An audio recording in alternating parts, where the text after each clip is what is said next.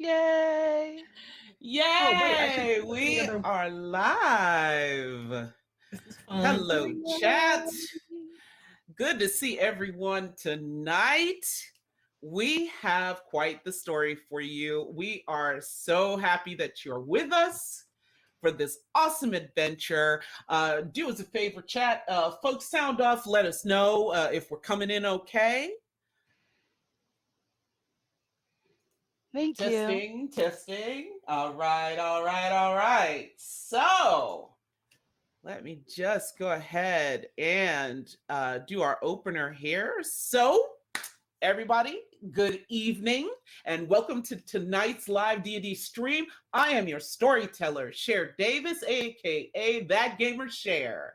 And tonight we have an awesome trio of ladies who are going to help us raise money for a wonderful cause and an important cause. All proceeds for tonight's charity stream will go to benefit Black Girls Code, and they are a nonprofit organization that focuses on providing technology education for African American girls. Their vision is to increase the number of women of color in the digital space by empowering girls of color aged 7 to 17 to become innovators in the STEM fields, leaders in their communities, and builders of their own futures through exposure to computer science and technology. And their goal is to train 1 million girls by 2040. So this is powerful, this is impactful, and with your generous tax deductible dollars, we can help get it done. So we will go ahead and get that link out in chat. And we've got amazing giveaways. We definitely want to give a thank you, shout out to all of our sponsors. We've got Dice YE, we've got 88 Riddles. We've got some amazing giveaways for you guys tonight. So hopefully you've come to have fun because we're going to give it to you. All right. Now, let's go around the virtual table and let me have my players introduce themselves to you. First off, let's go ahead and start with Kasami. Hi, I'm Imani. I'm playing Kasami. They are a changeling fighter who likes hitting things with their great sword, and they're trying their best. They're doing their best. That's all that counts. That's all that matters. It's the friends you make along the way and trying your best. Nothing else matters. I love it. And next up, take it away. We have Amberlynn. Yes, hi, I'm Amberlynn. I'm a Fire Ganassi. I'm playing a Fire Ganassi cleric of the Grave Domain. She's very much fascinated with dead bodies and like the space between life and death, and really kind of goth in that way, and just supporting her group, supporting the people that are with her. Thank you. Nice, nice. And next up, we have Doremi. Go right ahead. Hi, my name is Deanna Jones. I am going to be playing Doremi Faso, a ASMR bard who just really loves music and is the most extreme 90s teen you've ever met in your life. I love it. I love it. All right. All right. And also, one other sponsor before I forget, we also have Norse Foundry on deck as well. So thank you to them. Without sponsors, we wouldn't be able to have these great giveaways for you guys. And they are quite good. So, be sure to have an eye on chat. Our mods, our wonderful mods over at Ladies in D&D are going to be double checking in with us, letting us know when to have you guys type in the keyword into the chat for each of our giveaways. So with that, if everyone is ready, let's dive into our story here tonight. So, as we dive into our story, it is morning And on the horizon, the sprawling city of Brightstem comes into view. The city is set within a picturesque valley under an endlessly cloudless sky, surrounded by mountains covered here and there with forests, as well as meadows of beautiful sunflowers, the signature flowers of the region. You are currently just a few miles outside the city, but even from here, you can sense the general hustle and bustle of a city this size. Every so often, you even see great winged creatures flying overhead into and out of the city. Where you three are now, you are traveling on the dirt road that leads directly to a large stone structure.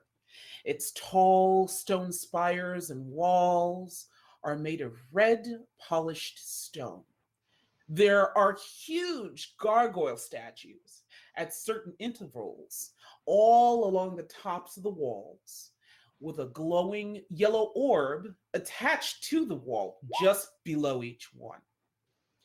And even though the sun shines bright on this sunny morning, above each spire, you see gleaming even brighter than that a massive octahedron above each spire, just glowing white and slowly spinning.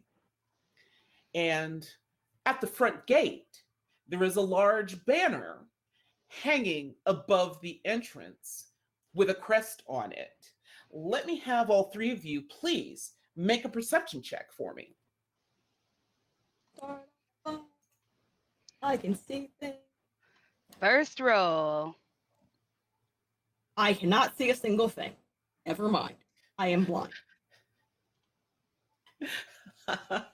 No worries. Yeah, no, I can't see and anything.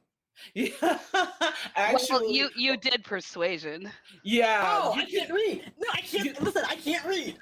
let's go ahead.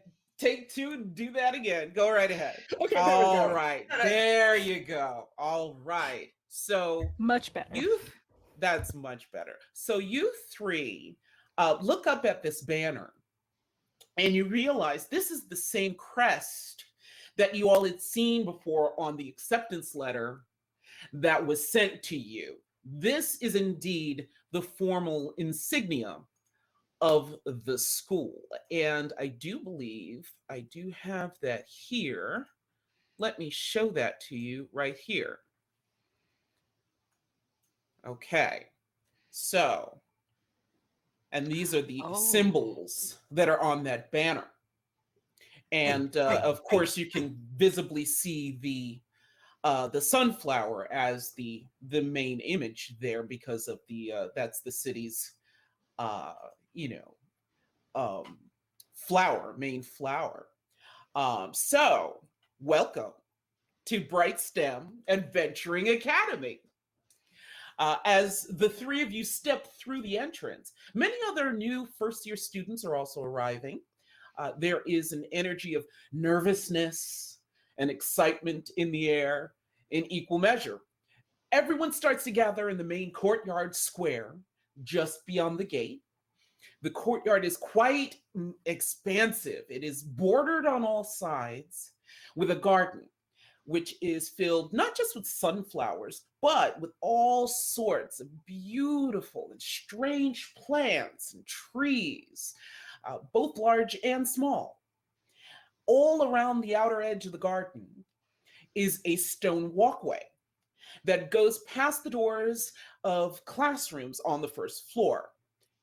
And as you look up, you can see 4 more stories with classroom windows and a few balconies that look out over the courtyard. You can see they are all packed with higher year students. Noses are pressed up against the glass. Some are waving to you from the balconies. And as you enter the courtyard, straight ahead of you is a large set of thick wooden double doors. And above that hangs a banner with a similar insignia similar to the one that's on the banner out front.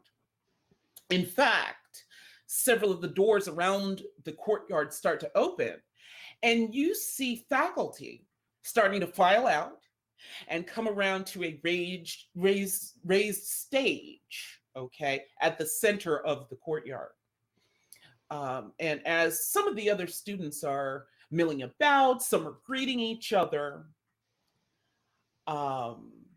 you take in this awesome scene of bustling activity. Somebody wants to know who looks like he could fight them. You can't fight everybody. That's not Not with that attitude, I can't. You Not know with what? that Fair. attitude. Not You're with right. that attitude, I can't. But I don't want to get. Normally, I'm down for that kind of thing, but I don't want to get suspended on my first day. So you're actually going to have to fight these people on your own.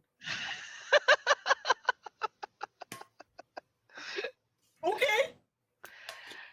We want to give a good impression, a good first impression. How is not beating them up a good first impression? It's proving my strength. It's saying, hey, look at me. I'm really good at this. You know what? I'm not going to say that you're wrong. Go ahead. Tell them how great you are. I don't think that's a good idea. No, Amberlynn. Trust me on this. This is a great idea. Are you Oh, sure? Yeah, trust me. Go ahead. You'll enjoy it. Actually, Kasami, roll me a perception check, if you would please. A perception check? Oh no. Mhm. Okay, I can do that. Persuasion, let's see. We're fine. No, we're not fine. Ooh, No, okay. we're not. Listen, I can't read. That's No. not a skill set that I have. So, Kasami, you in particular don't happen to notice this. Matter of fact, here, let me have the other two of you please roll a perception as well.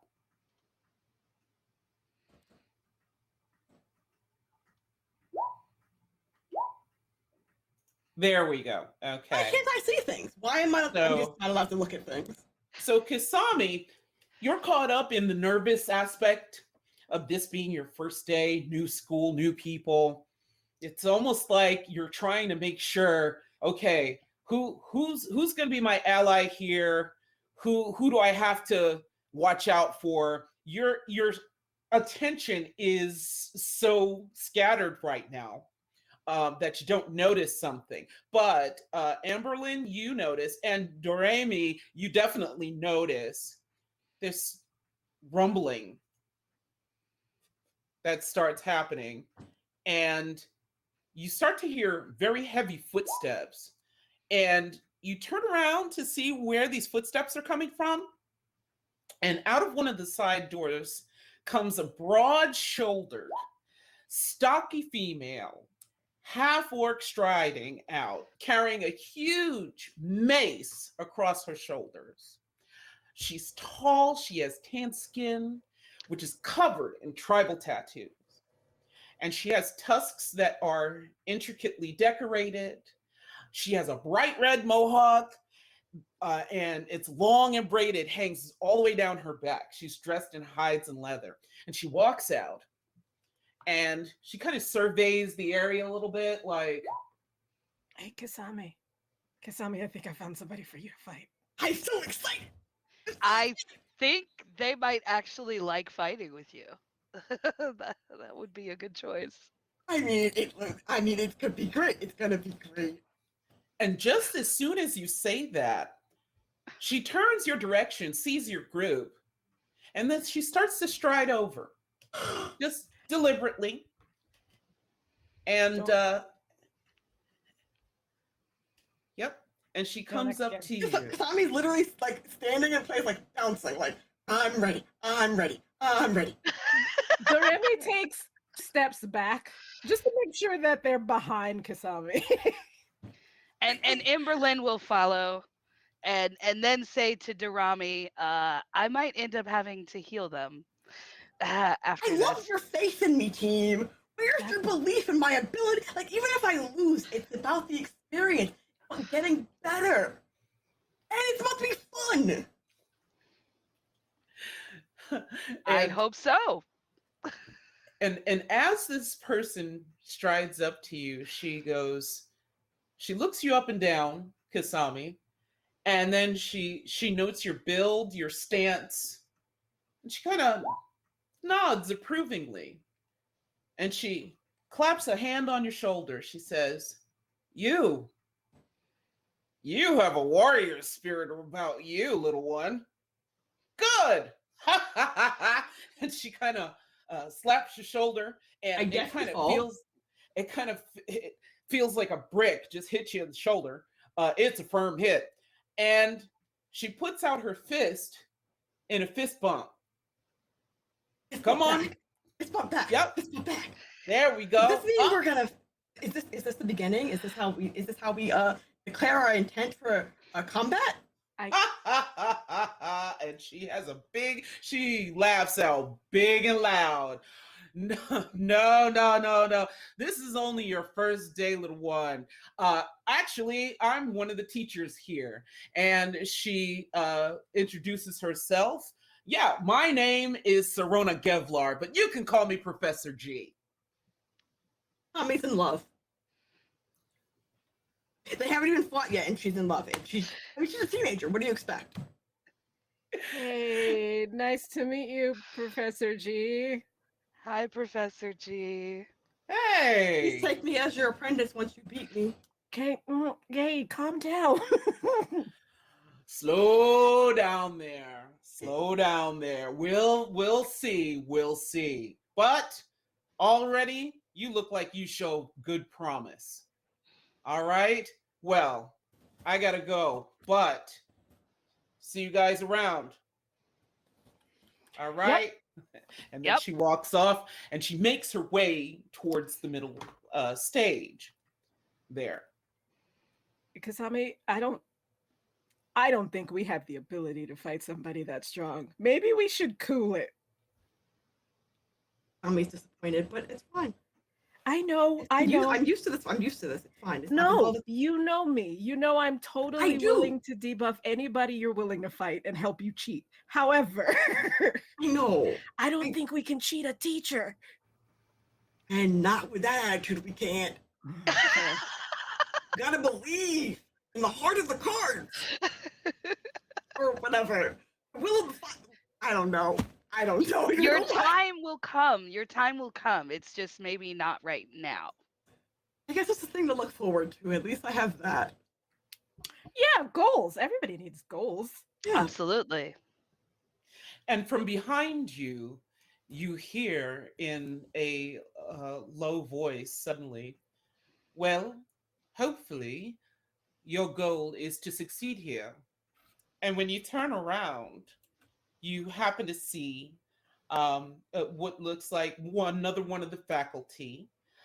She is an elf, beautiful dark brown skin, and long braided hair. She has long flowing robes, and she's actually seated in a chair. And the reason you surmise that you didn't happen to hear her coming up from behind you is she's actually hovering a little bit off of the ground. There's like a big round disc that is holding up her chair, and she's actually able to hover and float, and she glides up to you three and says,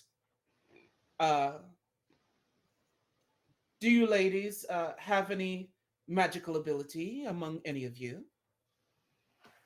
Doremi raises their hands a little bit, but it usually has to do with music. She I'm a glides over cleric. to. Oh, got you. And she glides over to both Doremi and Kasami, and she takes both of your hands, compares them. Hmm. And she's looking at you, Kasami. Interesting. And then she takes Amberlynn's hand and then she looks at them both and says, and just gives the ever so slightest nod. Like this lady's posture is just prim and proper, and it's, you know, she has that prim and proper demeanor that you are used to seeing with elves of her stature. So um, she says, well, usually succeeding here means that you do not start a fight with most anyone you come across. Knew it. I feel especially targeted by this statement. I just came here for a good time, and then you attacked me like this verbally, and it I hurts feel my like- feeling. Kasami, I feel like you came here for an education. I feel like that was the reason that you came here. I mean, yeah, Indeed. sure. Indeed. Learning things is learning new ways to hit. It is merely an observation, nothing more. But for your first day, I would say stay alert and keep your eyes open. And then she gives a respectful nod, and then you see her float over towards the raised stage as well. Is this? Doremi looks at Amberlynn and Kasami and goes, "Is this a test? Are we being tested? Because I was not ready for this. I'm never ready for tests, but it makes me even more nervous when it's a surprise test." I don't like surprise tests unless surprise enemies and we can whack them all them. Then I like surprises. It could be. I Whack 'em I, all? I don't know.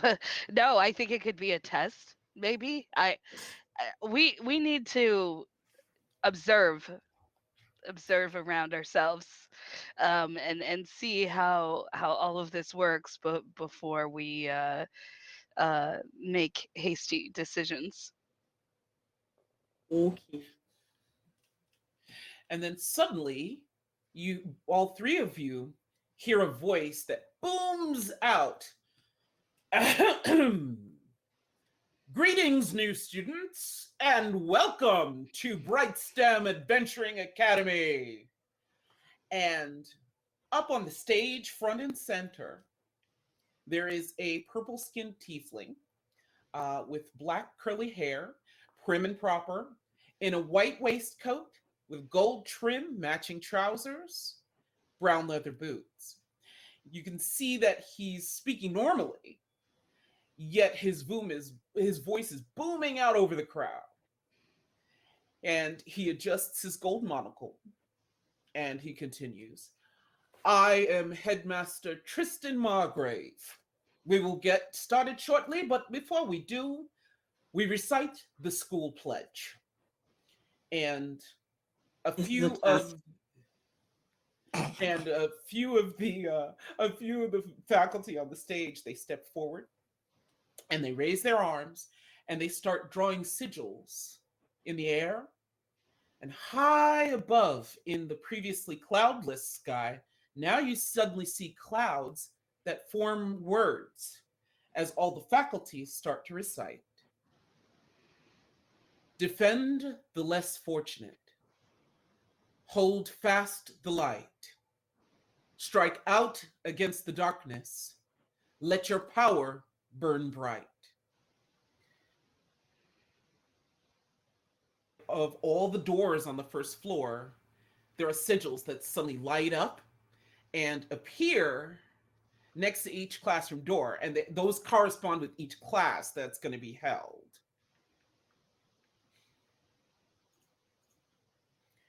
And then Margrave pipes up and says, here are your class schedules. Please follow the sigils that indicate where you should go. Now, let's all have a great first day. And as he throws his arms wide open in this grand gesture, confetti bursts out all over the crowd. And then each of the confetti turns into paper airplanes that zip everywhere to their intended students. And 3 of them zip on over to you. and appear right in front of you. Okay, I that's a pretty cool trick. I'm gonna learn how to do that. I would love how to do that as well. So I definitely grab mine and start to unfold it. And as you unfold it, you've got your, on one side of it, you happen to see that there is actually a map of the interior of the school. That's to help all the students with their, their classes so they know where to go. And right now, you've got, with your very first class, each of you with your various first classes, you've got a dot that appears on the opposite side of the sheet. It glows a little bright blue dot where your first class is supposed to be. And I do believe, matter of fact, if you guys, all of you guys, roll perception one more time for me. And I'm going to do a roll as well. this time I will see things for real. Nope, that's not perception. That's perception. I might see a thing that is shaped like something. It's okay. I'm 10, that neat- 10 is not too bad. You I'm know not stuff is there. You just Yeah. might know exactly what's there. Listen, I'm that DW meme. This sign can't stop me because I can't read. Oh my goodness. Oh, and while you guys do that, we have hit our goal, guys. We hit our goal. Thank you so much, chat. You're amazing. Oh my goodness. Amazing. Wow. Yes, we Wow. have reached and exceeded our $500 goal. Holy That is phenomenal and fantastic. Thank you so much. I don't know. Let me just check with our squad to see if we have. Let's see. Yes. Oh my goodness. That is just I'm blown away, guys. Wow. I'm blown away too. This is Amazing. so wonderful. People are so Amazing. generous. Thank you so much, everyone. Fantastic. All right. Well, with those perceptions, okay. So, I'm gonna say, yep. So, Doremi, you happen to look over. You're checking out a few of the other students, and just then you happen to realize someone is looking at you, at your group. Hey, do you guys know anybody else coming here? No. I just know the two of you. Same here. I have no friends for you. And I'm gonna look at that person and I'm just gonna wave. I'm And gonna stare. Just and they look like they're a fellow student. They fit they fit at least height wise. They fit the age group. However, you can't quite see their face. It seems like their face is wrapped. They're wearing a hood.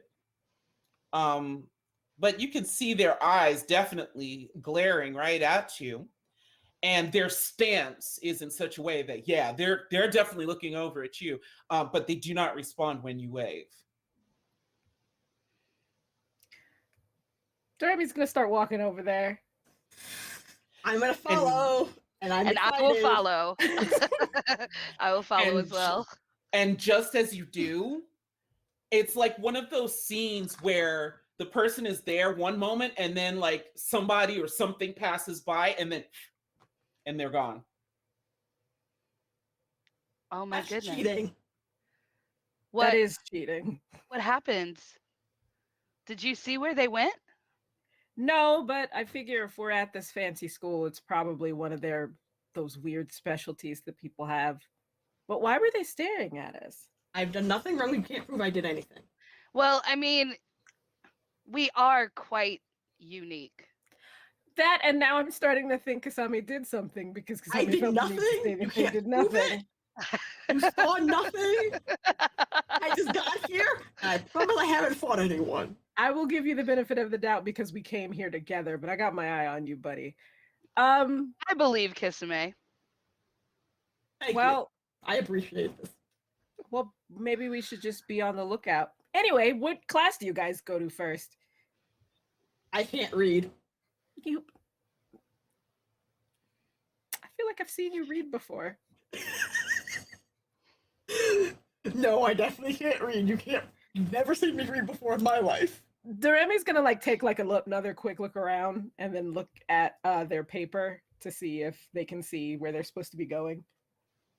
Matter of they fact- will also look at the paper and pretend to read it. Oh, Amberlynn will like peek over at Kissame's to try to see if she could see where they're supposed to go. And while you do that, Doremi, your first class is going to be intro to magical mechanics. For Amberlynn, it's going to be fire and how it can consume you. And then Kisami, you've got actually you get to get excited because Professor G is your first class of the day, so you get to fangirl. And as you guys are talking excitedly about your classes and stuff, I'm gonna say, yeah, especially with your passive being so high, Doremi, you look up and for a second, did you just see like something shiny up in the sky? And do me a favor, go ahead, roll perception for me, Doremi. Let's see how much detail you get. The one time. Mm. 8. We see nothing. All you see, you kind of see something shiny and it kind of glints, maybe something like the sun glinted off of it for a second.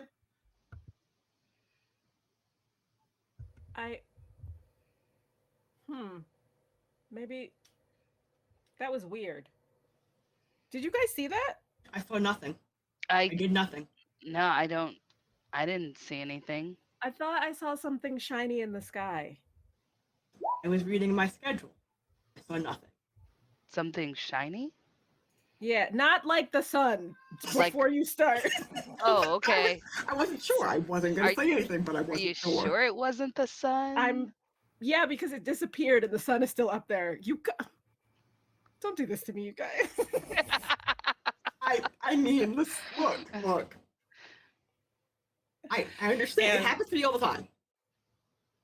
And as soon as you say that, you look again, and now all three of you can see it looks like this long golden thread that's visible. You can actually see it now, and it seems to be growing longer and longer, and all of a sudden it starts to crack open. It's almost like there is a thin veneer that is in the sky that it's starting to part and tear. Tommy does not like this. Yeah, Oh my goodness. What is going on? I did nothing. I just got here. I promise. I didn't hit anything. I believe you. This isn't your fault, Kisame. You can't punch the sky, Kisame. Again, not with that attitude. You I can't. think they would try if they could. They've tried before, but I feel like Yeah. maybe we should be careful around here. Something's not right. I know. I haven't fought anyone yet. Ugh. And as the tear widens, it becomes more and more. The school becomes more and more exposed to open sky above, and oddly, all of a sudden, around you, there starts to be like the wind picking up suddenly. It's almost like a sudden gust of wind just out of nowhere. And it's starting to get more and more intense to the fact where you have to almost hold your ears because there's like a howling, wailing sound that's happening right now. That's not like. Let's get inside. This isn't. Let's hurry up and get inside. Is anyone This else is not reacting to this? normal. Is anyone And else that- around us reacting? And you'll see the faculty, all the faculty, they've been speaking amongst themselves and with students here and there all around the courtyard. And the ones that are still up on the raised stage, they all look up and they're starting to do incantations. You can see them, like they're doing somatic components. They're starting to do, those that are magic users are starting to do magic of a sort. And you said I couldn't fight the sky. Yeah, no, You're we need not to get sure inside. what. You're not sure what. But what you also see is Margrave is directing certain faculty, get those students inside, and actually, what we'll do, that I believe we will be able to take our first break while your characters figure out exactly what's going on. So, And you said I couldn't fight the sky. I said I couldn't fight the sky. Watch me try. I truly believe if Kasami could find a way, she would do it. So we're going to go into our first break. Just everyone feel free to.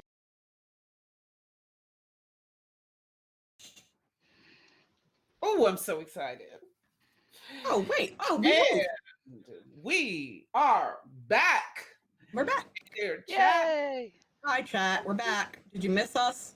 Did you cry when we were gone? Hopefully everybody got their libations, got their stress-free time just to chill out, take a walk. We are ready to jump right back in.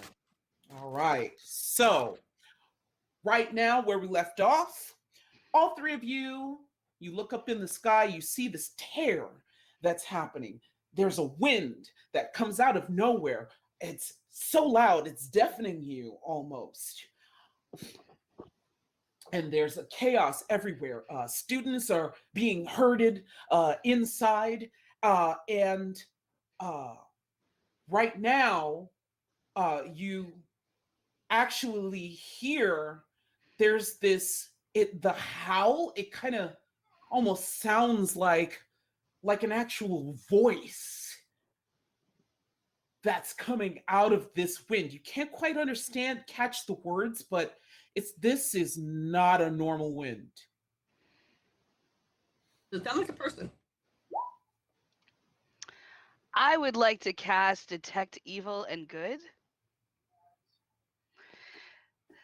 So I'm looking specifically for an aberration, a celestial, elemental, fey, fiend, or undead within 30 feet of me. So I'm like concentrating as I'm praying to my elven deity. And that's within 30 feet. You're not, you're picking up, well, which do you, let's see. Okay, so it lets you pick up either or. Okay, so in your immediate 30-foot vicinity, you get pings off of almost all the faculty. Curiously enough, there's one or two that don't ping at all. That's not good. But for the most part, you've got pings of good off of the faculty that are holding off, trying to hold off whatever this is. And suddenly, the wind grows so loud that all of a sudden it just overwhelms you and then stops just as suddenly. And you look over, and all of the faculty up on that raised platform have stopped in place. They are frozen in whatever gestures that they were just about to do. They're not moving. But we are not frozen. Dorami's gonna wiggle their fingers just to make sure. You wiggle. Yep, you're fine. So is it just us three? Actually, it's you three, and then out of the corner of your eye, you hear those heavy footsteps actually coming faster. You turn, and here comes Professor G. She is tearing like a bat out of heck, and she is running right up to you. And she's like, she reaches out for you and says, "You have to come with me. We have to get you inside." And you see, like, all you see coming, I mean, she's coming at you so fast. All you see is the school emblem patch that's on her chest. And she just, in one scoop, she scoops up two of you in one arm and one in the other. And she keeps booking it straight for those double doors. This is clearly a trap. And That's just okay. inside, and just inside, and I mean, you might as well be footballs under her arms. And just inside, you happen to see the elf that had come up to you. She's like, "Quickly, get them inside. They'll be safe in here." And just as Professor G crosses the threshold with you, there's like this boom outside. And you guys go flying through the doors. Just the impact of it just throws you inside. And you guys land, and you realize that the way Professor G landed, she was doing her best to, secure you so that you didn't get hurt. She took the brunt of it, of the fall. I am concerned. So, and she winces, she gets up, and she looks out, blinks, and says, "Oh no." And when you follow her gaze outside, not only are the faculty that got stuck on the platform still there, they're frozen, but you completely see that this tear, it's like the edges have just crumbled away. Totally gone, totally exposed to the open sky. The entire school is under the open sky without this veneer that looks like it may have been protecting the school. So, And on a scale of 1 to like 20, right? With 20 being the highest chance. Fighting a dragon? Professor G says, "Nope. No, that's not a dragon. This is something much worse." There are worse things than dragons? Afraid Yes. so, little one. Yes, there are. Cool. And I thought Professor dragons G were the top turns- tier. Something bigger than that. I am excited. And Professor G turns to the elven professor and says, "High Priestess, are you all right?" And the elf woman glides over and says, and she takes all three of your hands and puts them together and says, "Are you all right?" I mean, I'm physically, shocked. yeah, but emotionally, no. I'm I really mean- shocked. I'm a little sad and disappointed and concerned that school was a mistake. Because prior to this, it happened to me. Yeah, what's happening? Why is the sky falling? Oh, of course. I'm so sorry. Where are my manners? My name is High Priestess Shulan Vei. Of what? And, of the woodlands. My Which woodland? tribe actually is from the woodlands that are right here in and around Brightstem, have been for generations. And here, let me see that. And she takes from you, Doremi, the student schedule that you were collecting onto.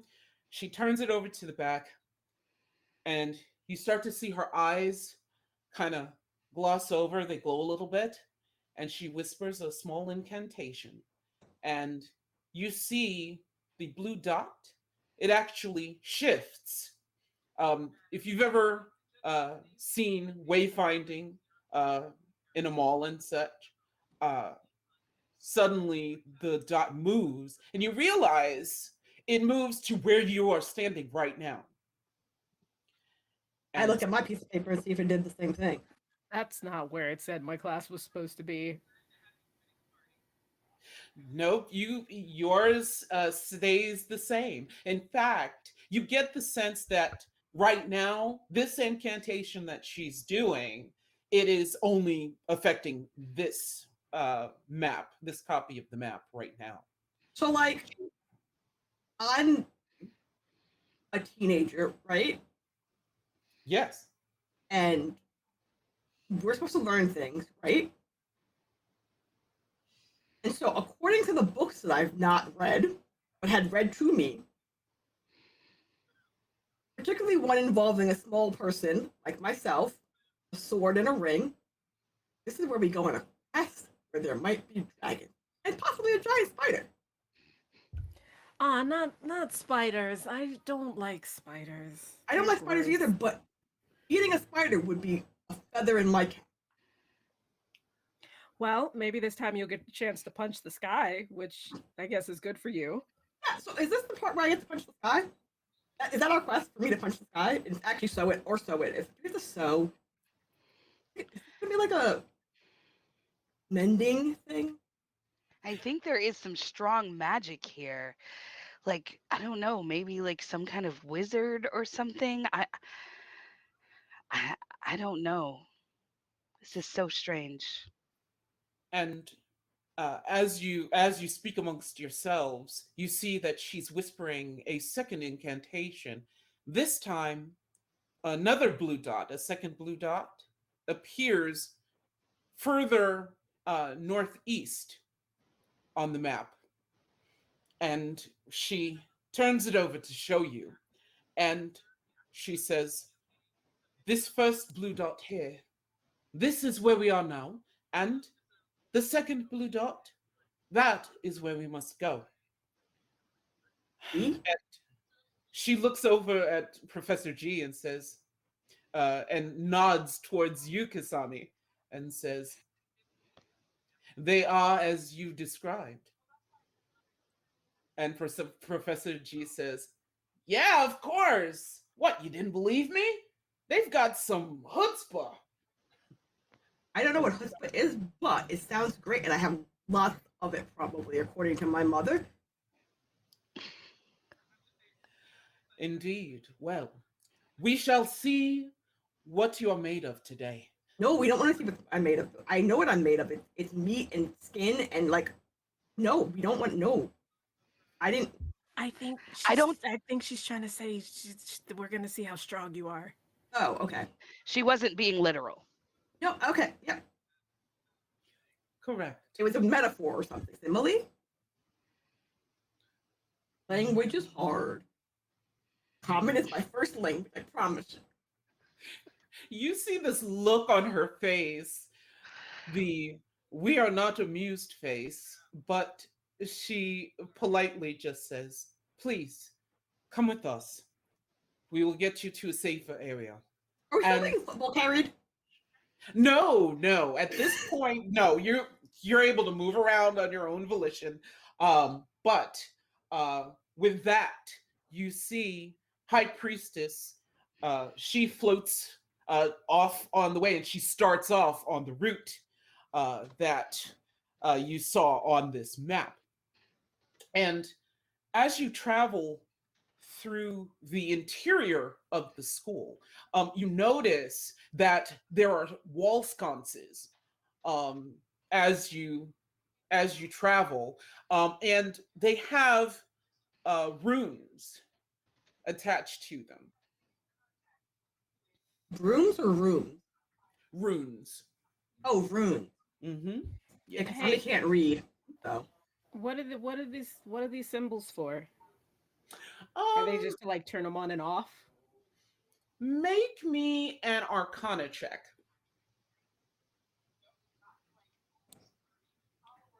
nope. Whoa! There it is. See, this is why you need to Okay. get Right. a professional. 21. Good job. Good Ooh, People job. who know what they're great doing. job.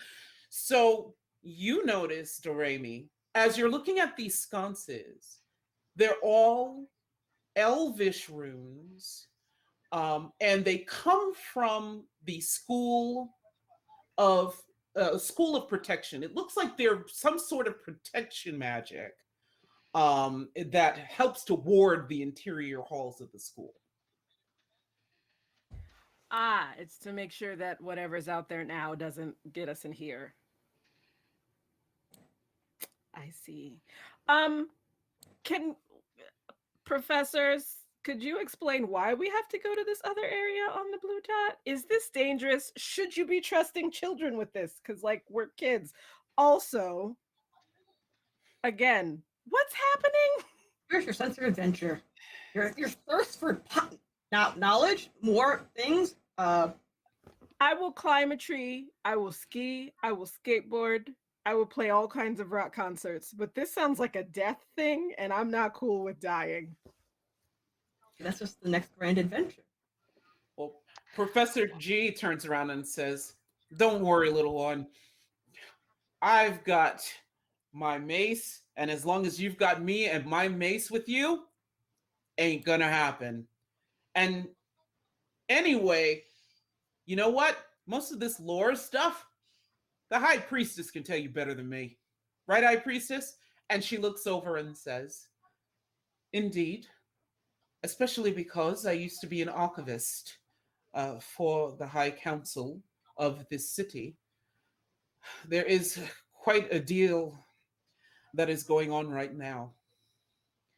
And I know you're scared, but it has been the hope Scared? of founders of this school to have a place, an academy where all types of students, from wherever they are, can come to learn more about being a great adventurer and building the courage to be able to stand up for those who can't stand up for themselves. And as you're traveling, she continues, and you see her every so often. There's a bit of magic that she'll raise her hand, and a bit of magic comes out of her fingers, and it's almost like she's detecting, trying to see, as you guys are traveling. You get the sense that being it like at one point your little legs or smaller legs are trying to keep up with great big tall Professor G.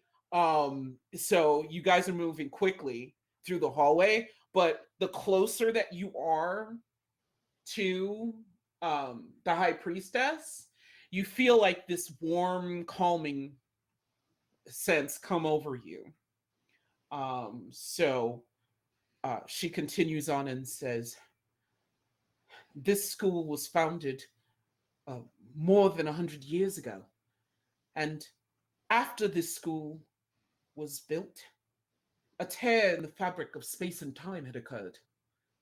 There were strange, evil creatures that had spilled out of a rift right here at the school, which was believed to have been caused by a great and terrible wizard.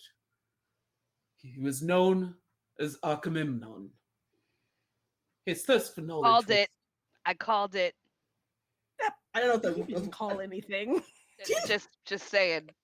Said the wizard. That's it. That's true. You did say wizard. Never mind. I take it back. Asami has her hand Thank you. raised in the background. Thank you.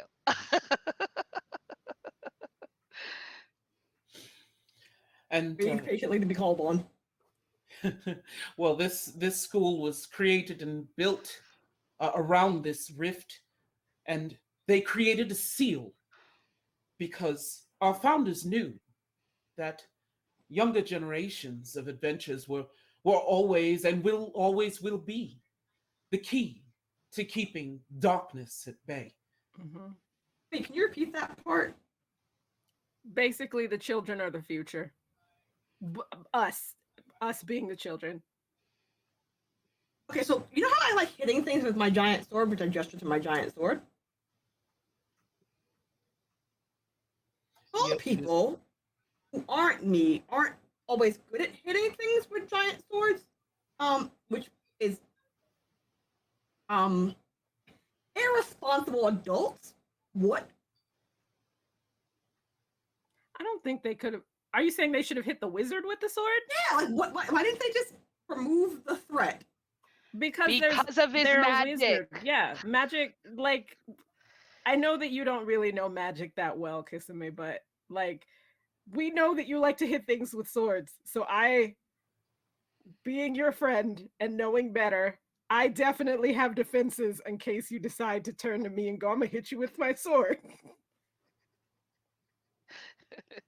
Get a better sword. Why would I can just magic you to not? I'm gonna find a sword one day that's good enough to break through your barriers, and then it'll be over for you people. There is magic that can change the metal in the sword. Mm-hmm. So it doesn't matter what sword you get. Kasami is she's just sad. I'm sorry, Ugh. Kasame. I'm sorry we hurt your feelings, but you can't hit everything with swords. Maybe I couldn't should have fight the said that. sky, but here we are. And as you guys are walking, pushing forward, Professor G actually stopped short. And you guys almost, to the point where she stops so short, you almost run into her. Yep. And she holds out an arm. She does the whole mom arm thing. And she's like, something is here. And you kind of see about 10, maybe 15 feet ahead of you, there's these, it looks like something is overgrown here. And she comes forward. She kind of motions for you to like stay there for a sec. And she comes forward and she's just listening, but she doesn't hear anything. And then she says, okay, she motions you forward, but like here. And under her breath, High Priestess says, unfortunately, this is the only clear way to the route that we have.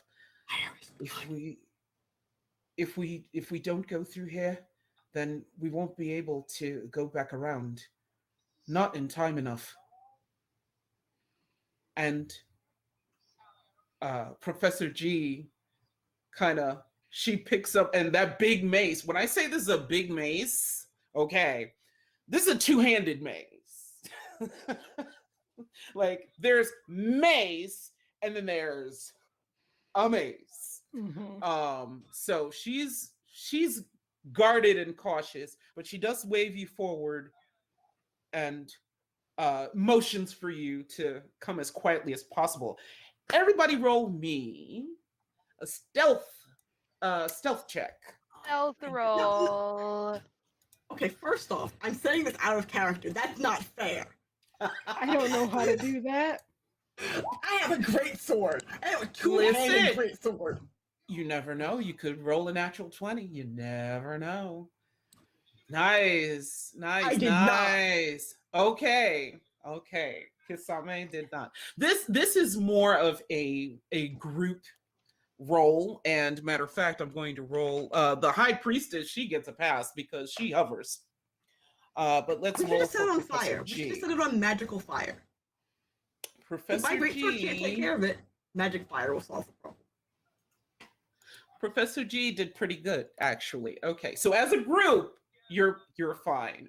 Uh, Kisame Kasame happens to uh, just trip over. You know how you might trip over a crack in the sidewalk? Yeah, her foot found the crack. Their foot found the crack, but they caught themselves. And uh, Professor G kind of turns around like,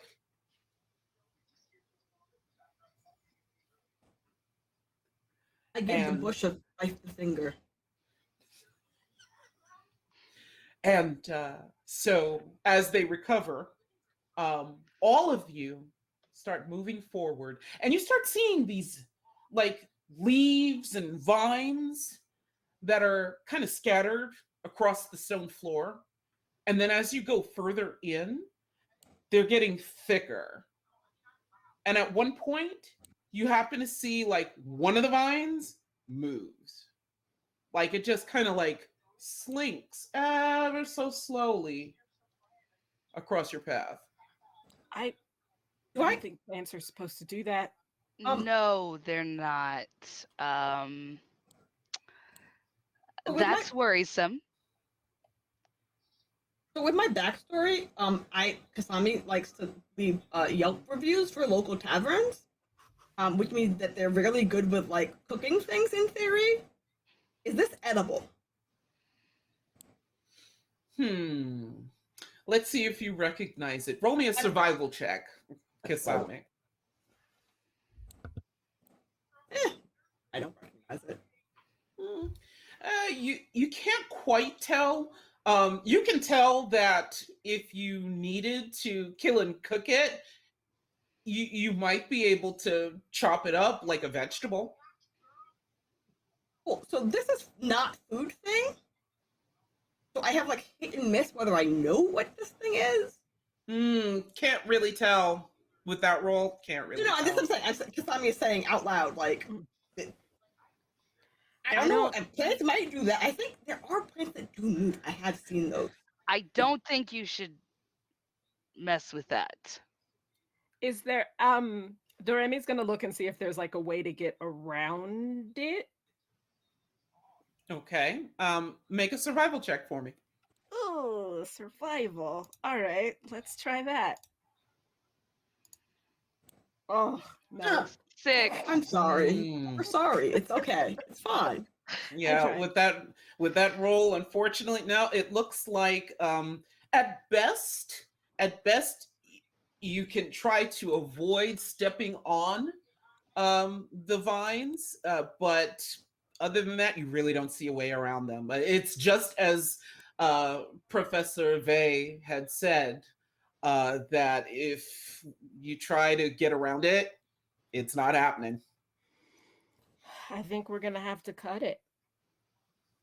Or step over it. I got really excited for a second there. I think we should just let Kisame cut it. And just as soon as you whisper that, there's another vine that kind of slowly moves, and you see there's like a few. Now you're starting to notice, now that you're like deeper into this area, you're seeing that there's more than one vine that's actually moving, and you start to let's see if you do. Give me a perception roll.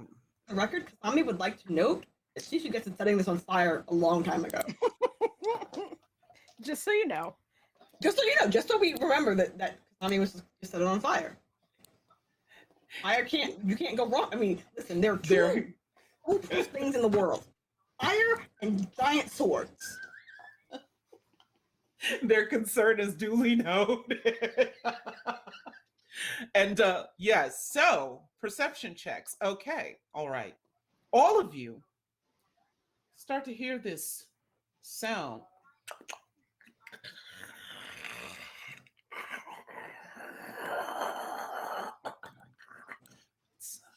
It's like a snarling. Mommy's very excited. You can't help it. And it's coming. It's coming somewhere from the right. As you're walking through, it's almost like now you're seeing it's like a corridor and for all intents and purposes, it is a corridor that has been overgrown. Mhm. Like think Jumanji level overgrown. And again, there are certain vines on the floor that are writhing, slithering past, moving, and now you're hearing this snarling coming off from the right side. Secondary question Tommy has out loud, not to the GM, but like out loud. In character, sorry. Does this sound like the plant or an animal?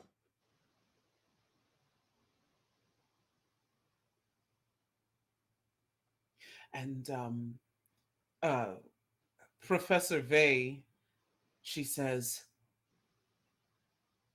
"Well, we are surrounded by vines after all." Things live in trees. Tommy's not sure about that statement, but she's saying it anyway. They're saying it anyway. Should we run? Is running an option? I'm not really fast. The sword Running is kind of is heavy. running is indeed an option, although you get the sense that from the pace that Professor G and the High Priestess are keeping, you may want to stick with them. Mm-hmm. But it is totally up to you. I Nah. don't think Group separating huddle. from the group is a good idea. Professor G is totally yoked. Like, legit. We should stay with Professor G because Professor G is definitely what Kasami wants to be when they grow up. So, like, that's a good Correct. idea. However, So I true. don't think plants are supposed to growl or slither like snakes. So The second one doesn't sound true. I think plants do that. I think nah, I've they seen just you're thinking of the fly traps. They just chomp. They don't slither, they just chomp. This is not chomping. This is growling. And you hear this roar, and from around the corner, you see this huge, giant plant towers higher than Professor G, and it has these teeth. It looks angry. It has a bulbous stem that seems to be throbbing. And Oh, roll wait, for throbbing? initiative. Ah, what's throbbing? It is time for some initiative. Yes, indeed. So I saw that one of our listeners has given me advantage, so I'm going to use that for my initiative. Thank you so much. Surely, yes. And matter of fact, I have two disadvantages. So chat very much wants my players to live. Thank you, chat. Yay! And looks We like appreciate let's it. see. I got a 19, so I'm gonna hit it first. Excellent. Let's go. Okay. Beautiful. And right. So let's see. Let's get you guys added Sorry, I forgot to in. click my token before I rolled, but same here. Oh yeah. Oh, No, yeah, no sorry. worries. yeah. But it's a You're fine. 17. Yay! Hey. I got a 14. That'll work. That 14's will not bad. work. Let me get you guys in there. Thank you. There we go. I still believe, like in real life, somebody really believes that there are plants that move. Like I don't think, like I think that's a normal thing for like certain kinds of plants, like move towards the sun. Well, yeah, but not that fast. They They're kind of move like very, very slowly. right. It's like a very relaxed, chill. Oh, I'm gonna lean this way because this is where the sunlight is. This is cool. It's not like reach out and grab somebody. Sounds fake. Sounds fake. Nope, sounds fake. Clearly, it's not true because we're seeing this right in front of us. Clearly, It looks like this plant is coming to kill us. we have to kill it before it kills us. Okay. Also, the voice in my head here said we Hmm. to ask if anyone can set my sword on fire. I don't know if I should prepare a burial for a plant's death. I'm not Mm. not Return to familiar life. with that. It's gonna return to Earth or land. It'll be fine. It'll circle of life itself. Well, it could be good fertilizer. What's that? Okay. Yes, for the truly environmentally conscious. That's great. That's a great idea. There Yes. we go. All right. And we're going to go ahead and okay. And yes. Okay. So we have, oh, yes. Yes, yes, yes. High Priestess rolled pretty well. Thank you, team. Yes, indeed. There we go. And we're adding them in. And thank you, chat, for your patience. Here we go. Okay.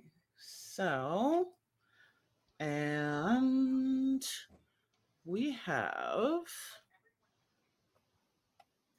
okay, and our friend the plant. Okay. Our buddy plant. Our good friend. Yeah. Good friend. Yeah, maybe not so much. I mean, no, they're not my friend. They are definitely not my friend. But I'm just saying, I'm lying, okay? Tommy is lying. They're not good at it, but they tried. They certainly did. And Again, it's a thought that counts. there we go. And that is. Also, theoretically, if I'm nice enough to it, can I keep it as a pet? Are plants pets? Is that technically correct? I don't know. I've People do heard of that. people being like a plant daddy. Yeah, I think that's in real life. I think that's a thing. I don't know. That is like a trending thing, like plant daddy. That is true. A lot of people are. Plants are a thing now, which is cool, Yeah. actually.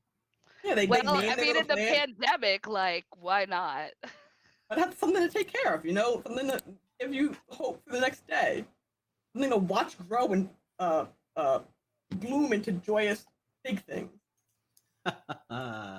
So Well, I'm besides going to theory, have yeah. you guys are going to be you should be seeing this garden map here. Not sure if it's changed over for you yet or not. Not Let's just yet. make sure to see. And let's see. Okay. So let's do this. I'm going You just drag the little to flaggy thing over to the next map. It's like a red flag Oh, got you. Yeah, you have to drag that over. Yeah, There we it go. is. Lovely. Okay. thing. Oh, and now I put my So, back. yeah, let's have you guys go ahead drag your tokens on over. You guys are going to be down here, and here's your buddy right here. So you guys were coming on this walkway up this way. And so, yeah, right on the bottom. Okay. And feel free to put yourself in whatever configuration that you wish. And our plant friend, not friend, is going to go first. Let me see if I want to see Plant that something wants here. to kill us. Yep. We've done nothing wrong. Unprovoked attack on our persons. We're just walking by, bud. Oh boy. So here we go. So, yeah. So, first up is the plant daddy here. Hashtag plant daddy. And he Awesome. I love that. Yep. So plant daddy sees a tasty morsel right next to him, and let's see what we're gonna do. I think we're going to hold on, sorry, checking a thing. Want to make sure we're checking a thing. Yep. Okay, great. So we're gonna do, you're gonna see these rows of teeth. When this thing snarls and opens its maw, there are just these teeth that come out of it. And there's this like this pulsing bulbous stem that it has. And it glows red like doof, doof, doof, and it's snarling at you. It tries to reach out and snap a vine at you, Kasame. And let's see, that would be, does a 9 hit you? Okay, all right. So it snaps around and you just duck out of the way like Matrix style, right over your head. And then you come up and come back ready with your weapon. And it's going to take one more swipe because it actually gets 2 attacks. Okay. Does a 16 hit? Meets beats. Okay, yes. Got it. So you take... Okay, that's going to be 6 points of slashing damage as this thing just whips around and it just wraps around your arm.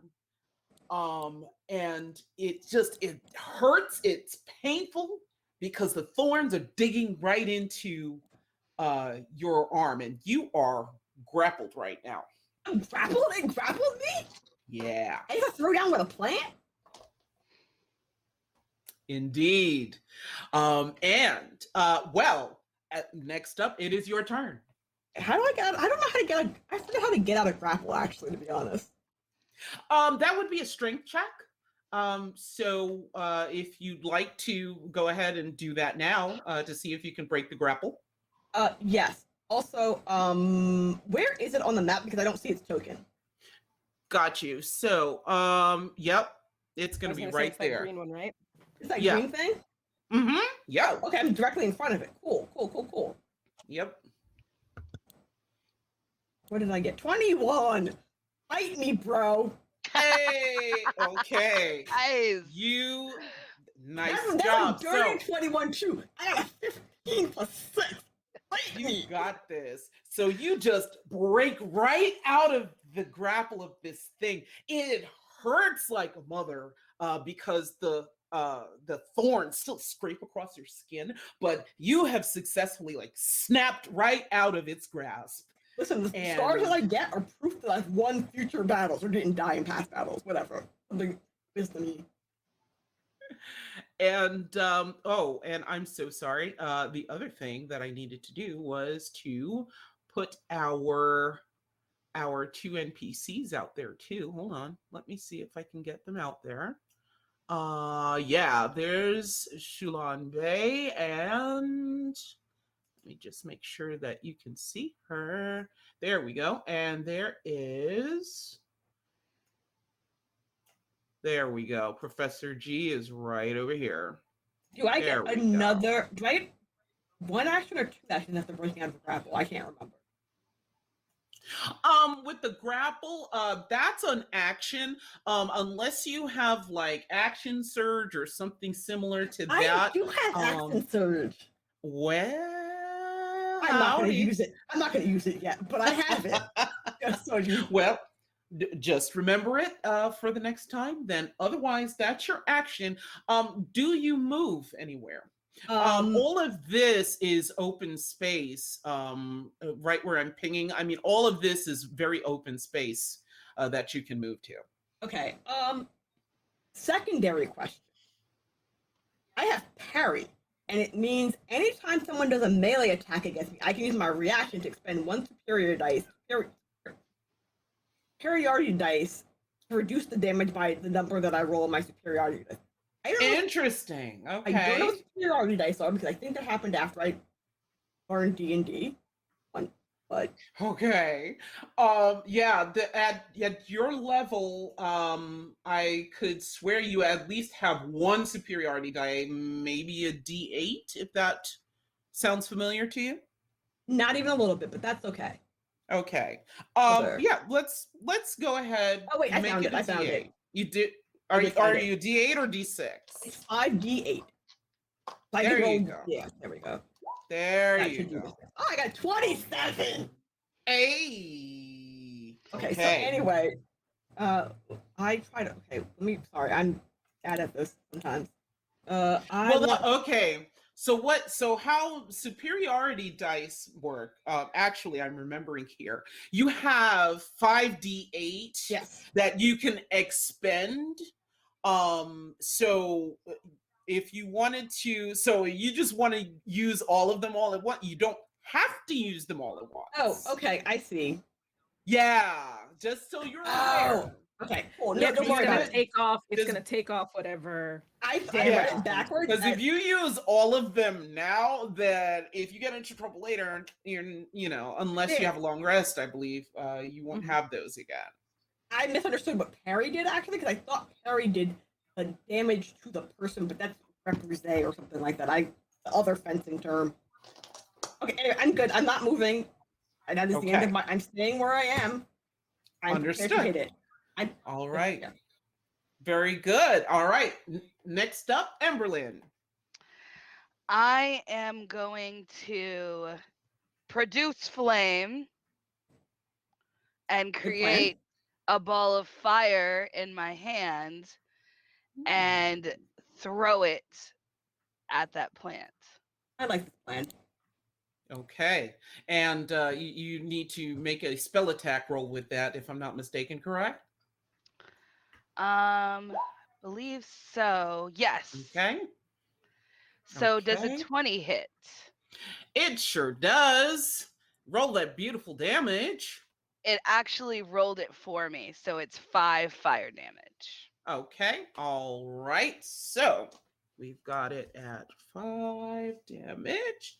Thank If you. 20 didn't hit it, I'd be All scared. right. In real life. And then I'm real gonna talk, yeah. and then In I'm real gonna life, that'll be a move problem. I'm gonna move behind Kisame Cool. Okay. and let them know I am here to support you. I appreciate your support and understanding at this time of this trying time.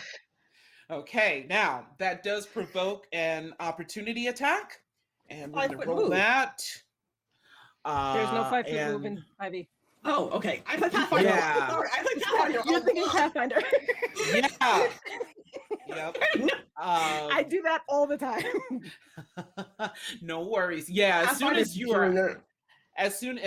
you are out of outside of a 5 foot threat range, then Mhm. yeah, that provokes an opportunity attack. Does a 17 hit you? Yes, that is exactly what they would need. Yes. Okay, all right. And thankfully, since it's an opportunity attack, it's only the one attack. Okay, and you take that's 8 points of slashing damage as this vine whips around and comes right around behind Kisame, right straight for you, and just slashes you right against your shoulder, like oh. And so you've got your action, your movement, any bonus action or anything else you'd like to do? No, not right now. All So right. I'm done with my turn. Thank you. Very good. All right, let's go to Doremi. Go for it. All right, cool. Doremi's going to. I feel like because we've been friends for a while, Doremi knows that if they get right here, then Kisame's gonna get advantage. So Doremi's gonna make that move, so that way that you're good. And Doremi's actually gonna cast Bane on the plant monster. Ooh, Boop, boop. yes. Here we go. So Got you. they need to the plant needs to make a charisma saving throw. Okay. And let's see how charismatic our plant daddy is here. Okay, not very. That with a -1 modifier, that is a 7. Not so lucky Ooh. 7. All right, cool. So now, whenever the plant makes an attack roll, they have to roll a d4 and subtract it from their attack roll or saving throw. Got it. I love you. Fantastic. Somebody loves you. Great job. And any movement? No, that move is good enough for me. I'm gonna stay there for now. Excellent. All right. So now let's see. I think somehow I feel like my turn order got It moved around. yeah, it got moved around. I don't know what happened. Hold on. So I know it was Plant Daddy. It was Plant Daddy, then me. Wait, hold on. Yep. And then it was me, the High Amberlynn, Priestess. Amberlynn. And Amberlynn, what I don't They're think not you're an priestess. initiative. Emberlyn was a 17 before. I don't know Yeah, why that it was a jumped up. 17. I don't know why it jumped up like that. Roll 20, we love you. Hold on. So let's see. And then Professor G was bringing up the rear. I do remember that. So, okay, yeah, I think we're good to go now. So, matter of fact, so it is Professor G's turn. And she is going to run up. Here we go. Let's grab her for a sec. Actually, yep. There we go. So we're gonna grab her. She's gonna run up and she is going to try to just clobber this thing. It is clobbering time. I am wildly impressed about what happens. Whoo! Okay, so that is 16 on the die, plus the modifier. That definitely hits. And we're gonna do some double-handed mace damage. Whoo! Okay. Yep. Mm-hmm. Yep. That plan is looking rough. All right. Nicely done. She's going to yep, she has one more swing, so she's gonna take another one. Thank you, adults, for handling your baby. There we go. Ooh, this time she got a 16 on the die. Yes. Got it. And okay. This plan is looking real rough. Is looking real rough. It is still up, but it is looking really rough. And you see Professor G just takes this mace, she takes it two-handed, just swings it around, and first hit just tears off. It tears through the maw, and the maw is kind of like now hanging off a little bit. So it's definitely got a busted jaw. And then when she swings back around with the other side, it gets lodged right in the thick bulbous stem that this thing has, and part of it just like splatters. There's this ichor that splatters all across the stone floor, and it snarls like rears back like ah. Somebody has a terrible thought.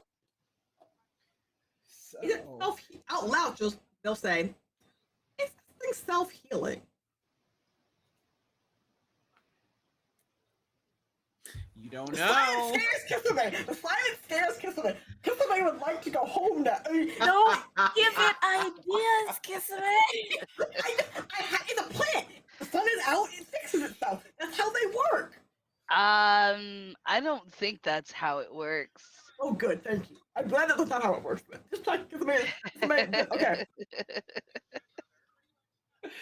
All right. And with that, let's see, top of the turn order. Well, Plant Daddy is not happy about what is happening. For 20 points of health. Suddenly you see the pulsing light near the base of its stem. It gets brighter, and there's actually a heat coming off of it. And all of a sudden, there is this big bright light that comes up. I need everybody to please make a Constitution saving throw. Oh no. Oh, no. yeah. Oh yeah. What is that? You know how not to be sick? Somebody doesn't know what those words mean. Okay. It's to make sure we don't throw up everywhere. Nope, somebody can throw up and still eat you. Vomit won't hold me down. Okay. So here's what happens, and I'm going to roll. Okay. Bodily fluids So between friends. the Professor G rolled a 10 on the die plus modifiers, and Professor Vey, she got a 12 on the die plus modifiers, so they're good to go. They're fine.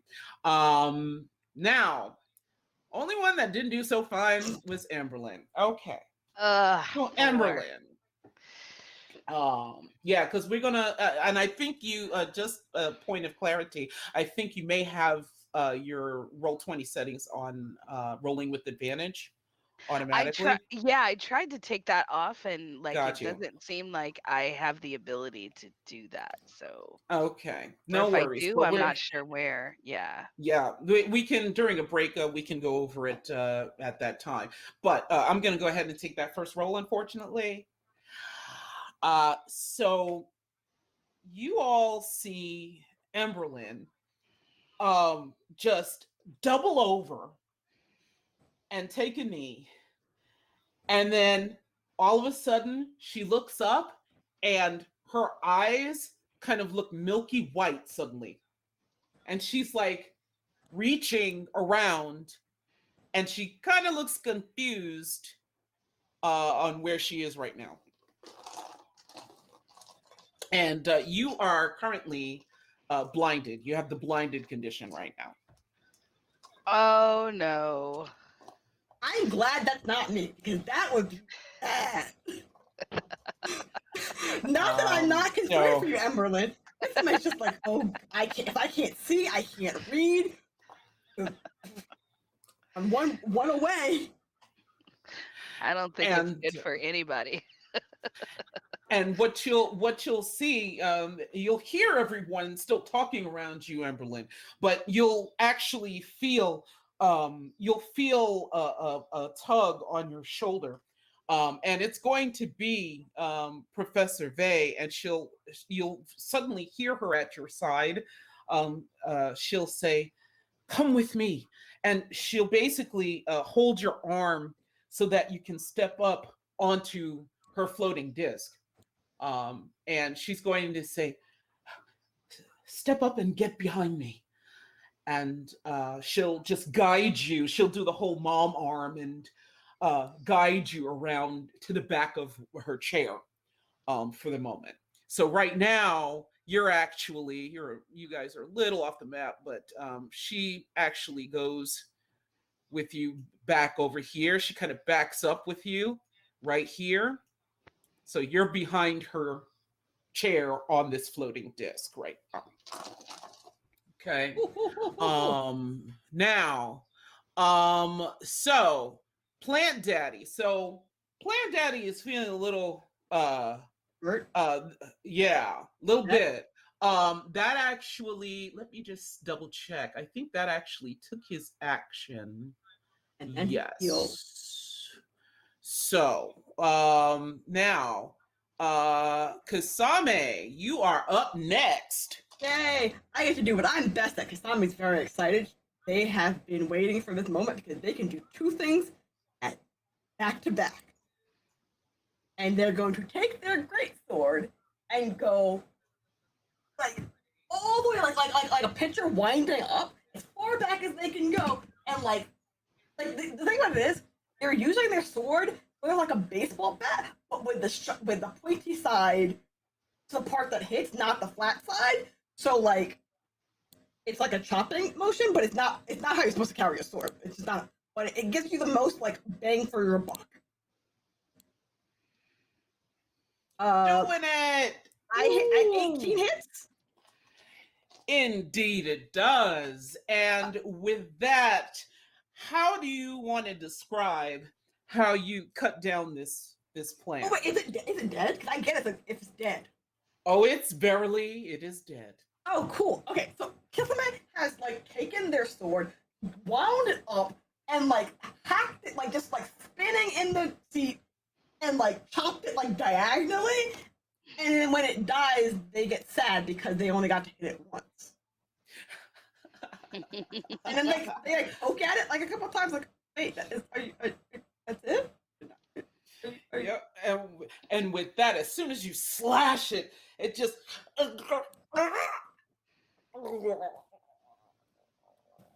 and it just falls limp across the stone floor, and there is this reddish ichor that just oozes out of it. And you guys are out of initiative. Okay, so I get the thing when I kill something. Let me Am find I out. still blind? Yes. Unfortunately, yes, you are. However, Professor Vey says, come. The danger has passed. Here, let me help you."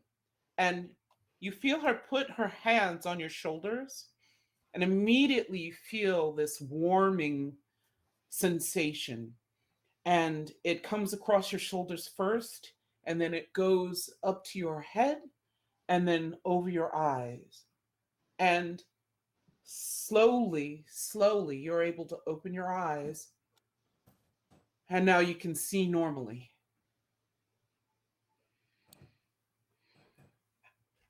There. That should be much better for you. Thank you so much. I didn't expect it to do that to me, and I'm so glad that you were here. They couldn't have helped you, even if they wanted to. So they're glad. This place has become corrupted. This arboretum is normally doesn't look like this. And Professor G says, no worries. You know how it is, Professor. We got this. And she comes over to Kisame and claps a hand on their shoulder and says, "Nice moves, kid." It could have been cooler because I would have gotten it again. And then again, but then it would have been dead. I think. Thank you. I appreciate thank you. And she looks over at Professor Vey and says, "You see what I'm talking about? Chutzpah. This kid's got plenty of it." And then you hear something that kind of puts a chill down your spine. Does it? Is Kisame smart enough to know? No, Kisame is not that smart. And it kind of sounds like a snarl. It's much farther away from where you are. But you don't even have to roll. It puts a chill down your spine because it sounds like the snarl that you just had to deal with. And You get to do it again, Kisame. Professor Vey says, "I think we're still not alone here. Quickly, we must move on. It's not safe to stay here." And she starts to hover, and since you're still with her, Amberlynn, she kind of hovers with you and motions for everyone to follow. Professor G brings up the rear just to watch your six and make sure, behind you. And she's like, "Go, go, go." I like being on this floating disc. Doremi immediately starts following Professor Vey or High Priestess Vey. May will continue to follow, but she's like, they're like like when you're like dragging your bat behind you because you're sad and like you're limp armed and pouting. They're doing that. Yes. They're pouting. Okay. They want to clear the dungeon. Let me have you guys make one last stealth check for me, please. Also, we're being hailed by our adult. Do I need Oh, to do one yes. since I'm on the floating disc? No, you do not, actually. You are I exempt. stealth really good. I stealth the best. Oh man, I did it. Oh, snap. I Okay. rolled a 20 on stealth. I Okay. think with a negative 2. No, with a positive 1, okay. Okay. Okay, and Professor G rolled really well as well, actually. So, as a group, you guys are fine for now. And that brings us to our second break. Before we go on break, I just want to announce a few quick things. Okay, our squad ladies of D&D are telling us that not only did we meet and break right through our initial goal. Yay! Thank you, chat, for your Yay! generous Yay. donations. We now have a stretch goal of $1,000. And right now, looks like we are, oh my goodness, we are at 670 right now. We have a stretch goal of $1,000, and we will be giving away a code for Candlekeep Mysteries, courtesy of D&D Beyond. So we have a brand new sponsor, brand new giveaway, and our mods and everything are going to be catching you guys up with how to, enter in that once we break our stretch goal. But congrats, and thank you so much. You guys are awesome. So we're going to take our second break right here. Everybody, take some downtime, take that bathroom break, get that bio break in, and we will see you in a few minutes. Thank you so much, sponsors. Thank you, sponsors. Bye. Be back. Bye.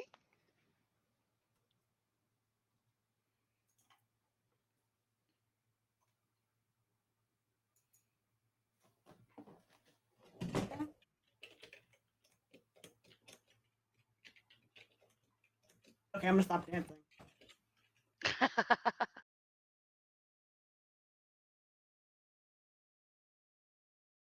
All right, and we are back. Thank you, fam, for tuning in, staying with us. I have some very exciting things to announce.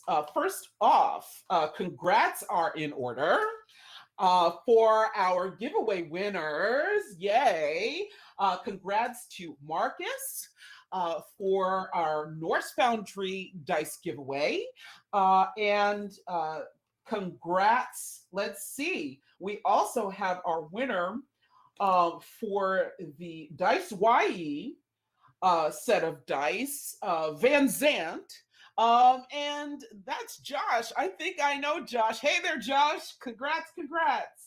And also we have a winner, Sirens, for our 88 Riddles dice box giveaway. However, we're not seeing Sirens in chat. So Sirens, hopefully, if you're out there, please wave down a mod in chat if you can. Tell you what we're going to do, though. If we can't find Sirens in chat by the end of the stream, we're going to go ahead and pick a new name after the broadcast. And so what we want everybody to do, everybody that entered in the giveaway, you are still eligible until we get that answer back from Sirens in chat. Sirens has got to be here to pick up that prize, or else we will be passing that on to another winner. And also follow us on our socials. All of our socials are at Ladies of D&D, and that's on Twitter and on Twitch, on Instagram, on the gram.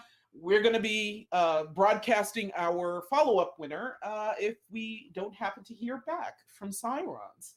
But in the meantime, once again, just to make sure everybody knows, we broke through, totally smashed our original $500 goal that we set for the stream within the first 30 minutes.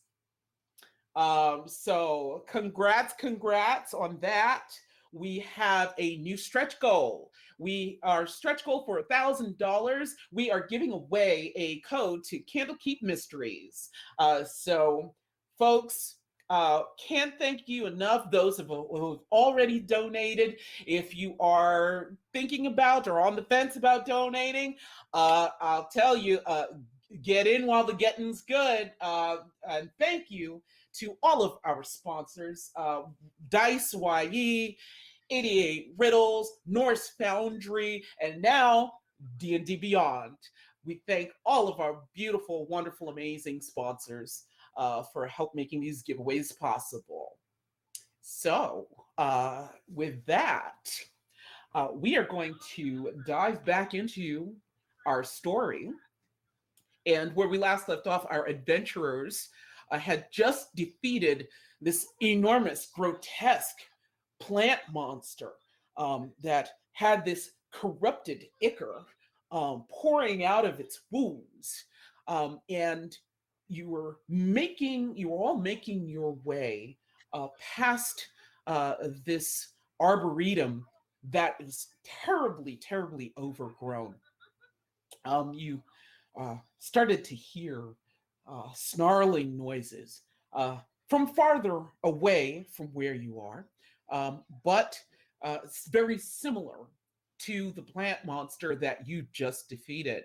And under the guidance of Professor Vey and Professor G, you all are rushed along as quickly and as silently as possible, away and out of the exit of this arboretum.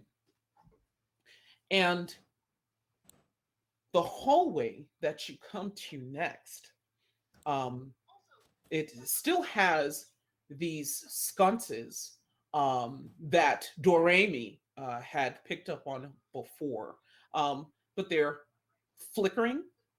You notice just a little bit. They're still solid, but it's almost like a neon light that when it's like near the end of its life, it kind of flickers, you know. And for our safety. And Professor High Priestess Vey says, "Well, we made it out of that pretty well, but we would do well to avoid any of the altercations from this point. But just stay alert, be ready. Your skills are already doing very well by us right now." And you see that when she says that, she looks over at Professor G, and Professor G says, "Well, I don't know. It seems like there's a corruption going on. You know better about these things, Professor Vey, but I don't know. I don't have a good feeling about this." And the High Priestess kind of puts her shoulders up and sits a little bit more erect as you guys are still moving as quietly through the passageway as you can. And she says, "It's never happened on the first day of school." And she turns to you three and says, "Oh, this wizard Agamemnon that I mentioned earlier, his thirst for knowledge was so great, it corrupted him in the end, and he broke apart the seal that kept otherworldly creatures at bay. He was so hungry for power that he tried to make a pact with dark forces that came through the seal, and he had been vanquished, or so we thought.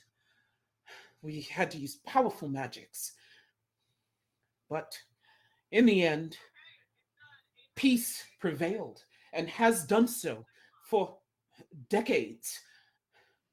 It's simply odd why he would choose now to try to break the peace once again. And Question. Prior to this, you said it never happened on the first day of school, as in it happened on not the first day of school? and when you ask the question, she kind of throws a quick glance over to Professor G, who says, "They may as well learn everything now. I mean, there's no way. They have to know." I would And like to know, yes. I mean, sometimes I don't want to know things. Like, will this make me unhappy? I feel like this is the thing that we should know. Is this cursed knowledge? Kisame, roll a persuasion check with advantage, since you've got one of your cohorts is asking as well. Okay, so that's. And what's the advantage again? Roll it twice and take the higher. Roll it twice, take the higher, yes.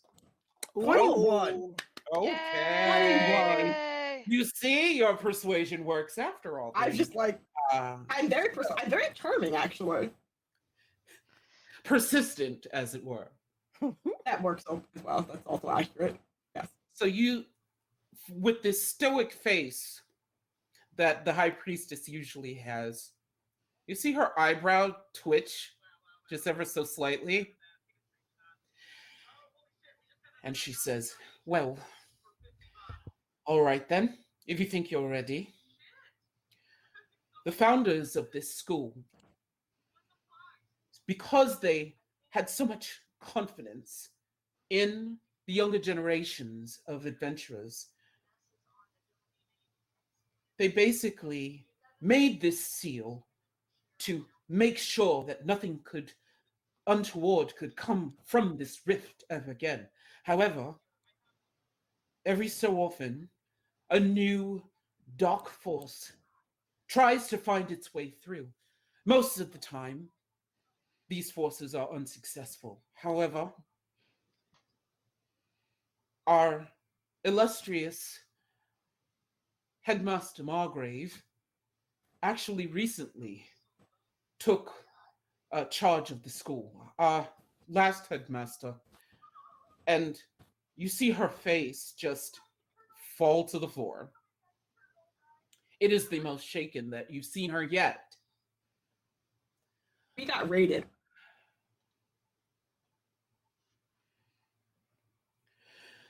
Yes, unfortunately so. There was this group of cultists. We're still not sure of their name, but we know that they came together in search of one of the great old ones, came at their behest to attack the school, release the seal, and release their master. In the process, our last headmaster unfortunately fell in combat. Somebody has Defending raised their hand. I feel like this is cursed knowledge and I don't want it. Can we return this to sender? Wait, what was powerful enough to kill the headmaster? I feel like school headmasters are really strong. I mean, I want to fight it. Don't get me wrong. I do want, but I don't want like the I'm concerned for the Our students of safety this. and well-being? Yeah. Also, we got raided BT dubs and we're $58 away from our goal. Oh, snap!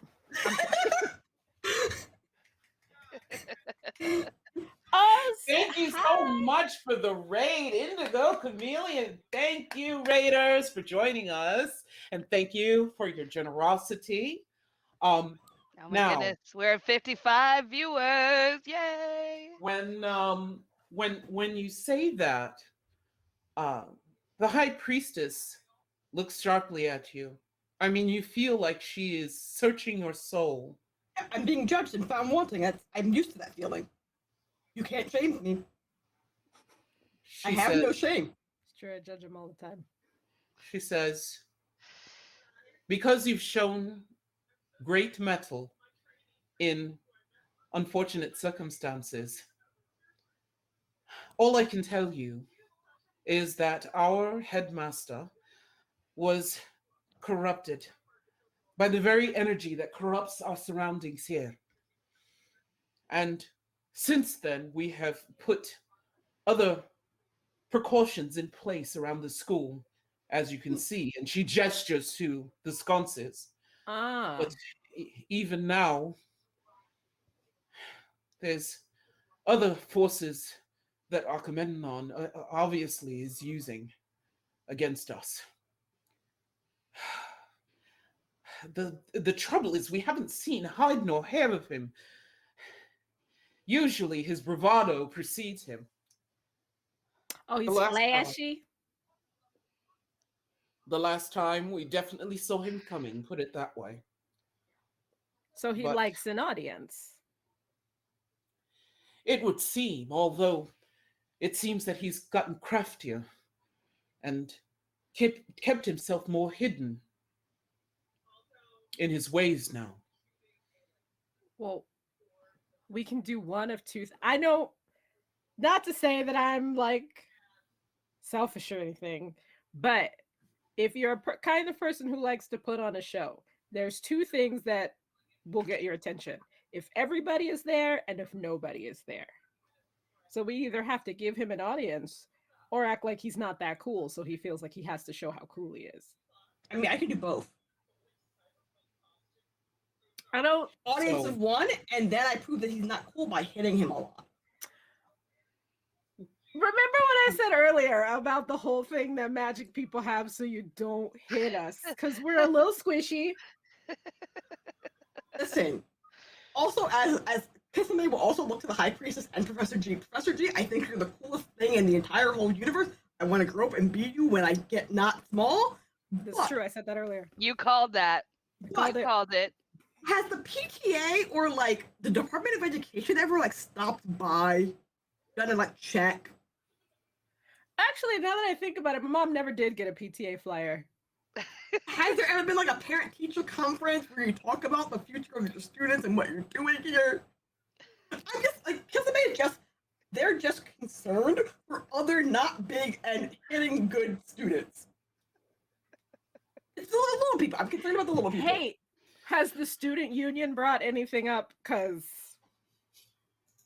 who is your student union president? Like, I have the ombudsman that I take a complaint to. Like, what's happening here? Professor G, when you say that, Professor G kind of has a puzzled look on her face and says, you know, we haven't really put together a student union just yet, but...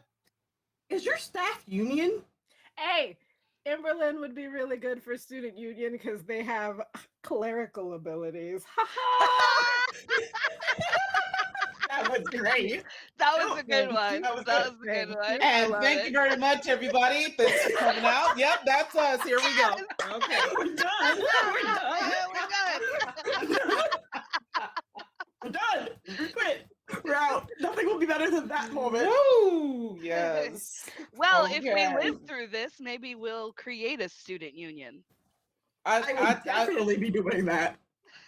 I tell you what, and was that Doremi that had voted for Amberlynn? Doremi, you get an additional DM inspiration. Okay, because that's of my be corny jokes. That's gonna be. It was a good joke. It was a good joke. It was pretty great. Joke.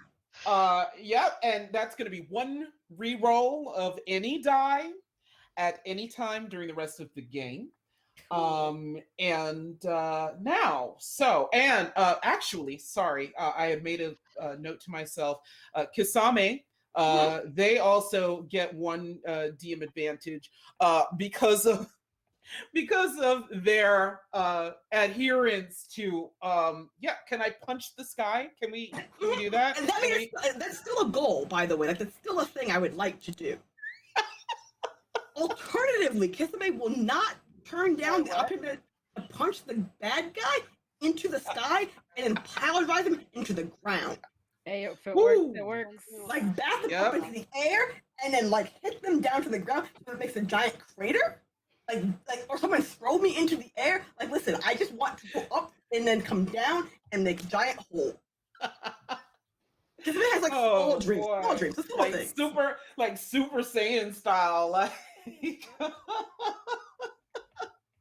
my bad. So, Thank you for the inspiration. so, the high priestess continues. She says, "Yes, it is quite evident that Agamemnon has chosen to disguise his identity." And we need to suss him out as soon as possible. And where we're going, we will be able to do that. And as she says that, you guys come up on a hallway that actually branches off into two separate corridors, one on the left and one on the right. And she turns to Professor G, and Professor G gives her a nod and says, "I'll head down this way. You guys stay with Professor Vey. The High Priestess is going to protect you."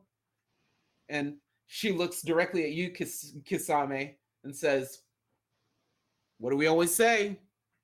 Hit them again, double tap. We got this." Got this. Fist bump.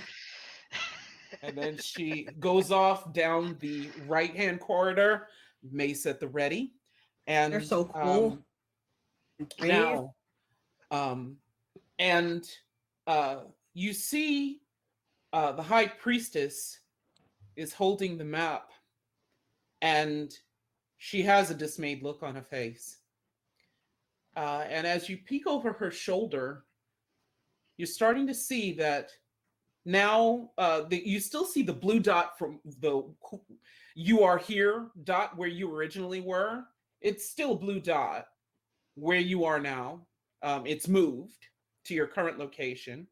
But the destination dot is now glowing and pulsing a bright red. Is that where you think Gargamel I know that's is? bad. Please let that. We know it's bad. May is so sure it's gonna be bad, but it's gonna be so good. It'd be like the best thing ever because press the red button. It's not a Great button, things it's happen. a light. Is But that like- where you think Agamemnon is? And you see the High Priestess's face with it just changed just so quickly to recover her normal stoicness, and she says, "Yes, unfortunately, it looks like he beat us to where we need to go." It's the library. She's an archivist, our librarian, fancy library. May doesn't know what the word is. No, not quite a library, but we must go underground. Be on your alert, all of you. And she glides forward.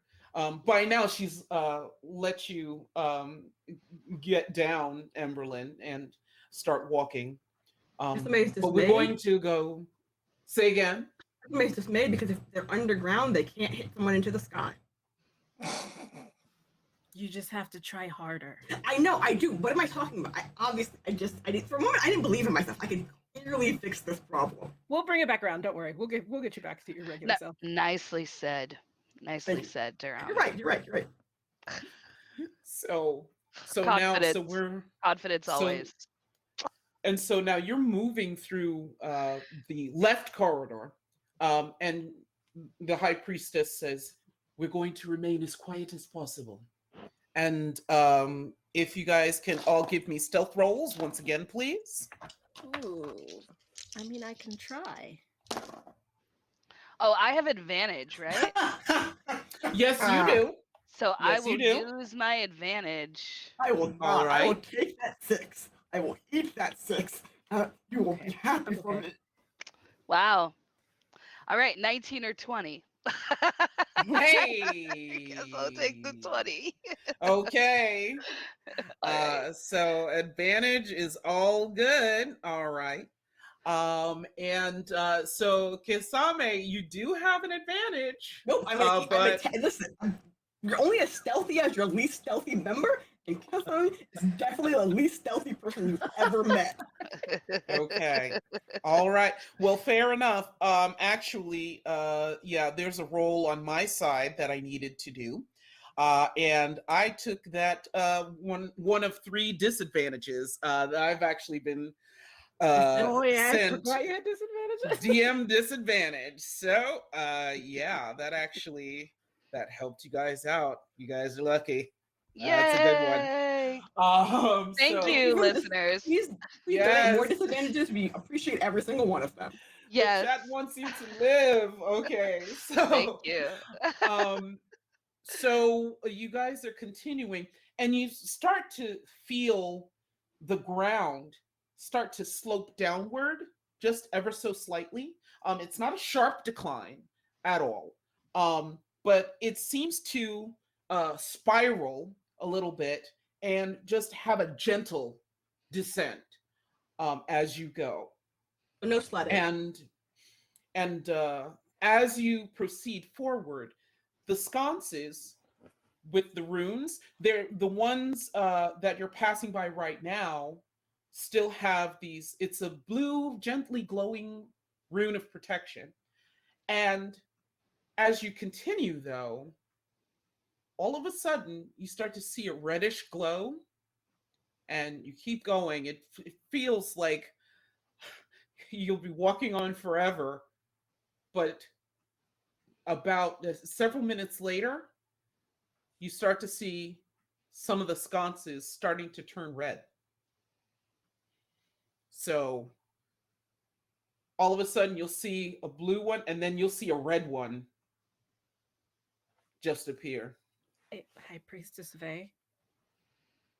I feel like we're close. And it's actually getting real scary. Kasame is kind of excited, not gonna lie. It's scary and it's exciting. My favorite kind of thing. Sorry, that was inappropriate for a children PG-13 stream. Ignore that moment. Indeed. Definitely stay on your guard. And as you come forward, you feel like you have to be at least a couple of stories underground. For how long you've been walking with that gentle decline, you're at least 2 stories below ground now. And in front of you, the hallway starts to darken. And then suddenly you're in front of this wide archway. And it is pitch black in front of you. It is not only looking into a dark room with the light turned off. It is like the hallway has been cut off from all reality, and there's just pitch black darkness. That's how dark the darkness gets. Does anyone need a light? She snaps her fingers and fire kind of like comes off her fingertips. Oh, I can kind of do that too. And Doremi snaps, and there's just a light at the tip of their finger. Look, it's magic. Magic is great. It's like is it full dark or regular dark? Make a. What kind of dark is this? I'm gonna say. Yeah, I'm wondering if it's magical darkness. Kisame, make a perception check. Doremi and Amberlynn, make me an Arcana check. I don't know what that is. I don't even know that it's dark. I'm not even aware that it is in fact dark. Never mind. You're just like, okay, this is cool. Okay. 9. Right. So. Oh yeah, we know magical darkness. We're so good at magic. Nope. I don't even know. Is it dark? What are you talking about? The light. It's the same. I've got fire on the tip of my finger. So So none of you really can suss out what the source of the darkness may be. You kind of get like an extra creepy feeling from it, though. That's about all that you can surmise from the roles that you guys have done. Cool. And even the high priestess's face, her eyes flash. It's almost anger that you see in her eyes. And she says, "Stay close with me. Don't want to fall." And so she proceeds into the darkness. Does anyone need a candle? I have lots of candles. No, I have my. I'm good. Does anyone have? I guess somebody will ask, even though they should know this, but because they're friends with you. But the one where you can touch something and turn the light on things, I forget. Clerics, I think. That's what I just did. No, not the fire thing where it makes something glow. No, that's what Doremi just did. Doremi doesn't have fire. Doremi just has light. Oh, can you touch my sword and make it a giant torch like in? That's actually a better idea. And Occasionally, Doremi takes the finger and just puts it on Kisame's sword so that the sword lights up. It's now a two-handed greatsword that's glowing. Mm-hmm. You definitely can see it coming. There's no stealth happening. They're gonna see it. Go. And when you light that candle, when you light the candle's light immediately it flares up for a moment once you light it, and then it suddenly shrinks and shrinks.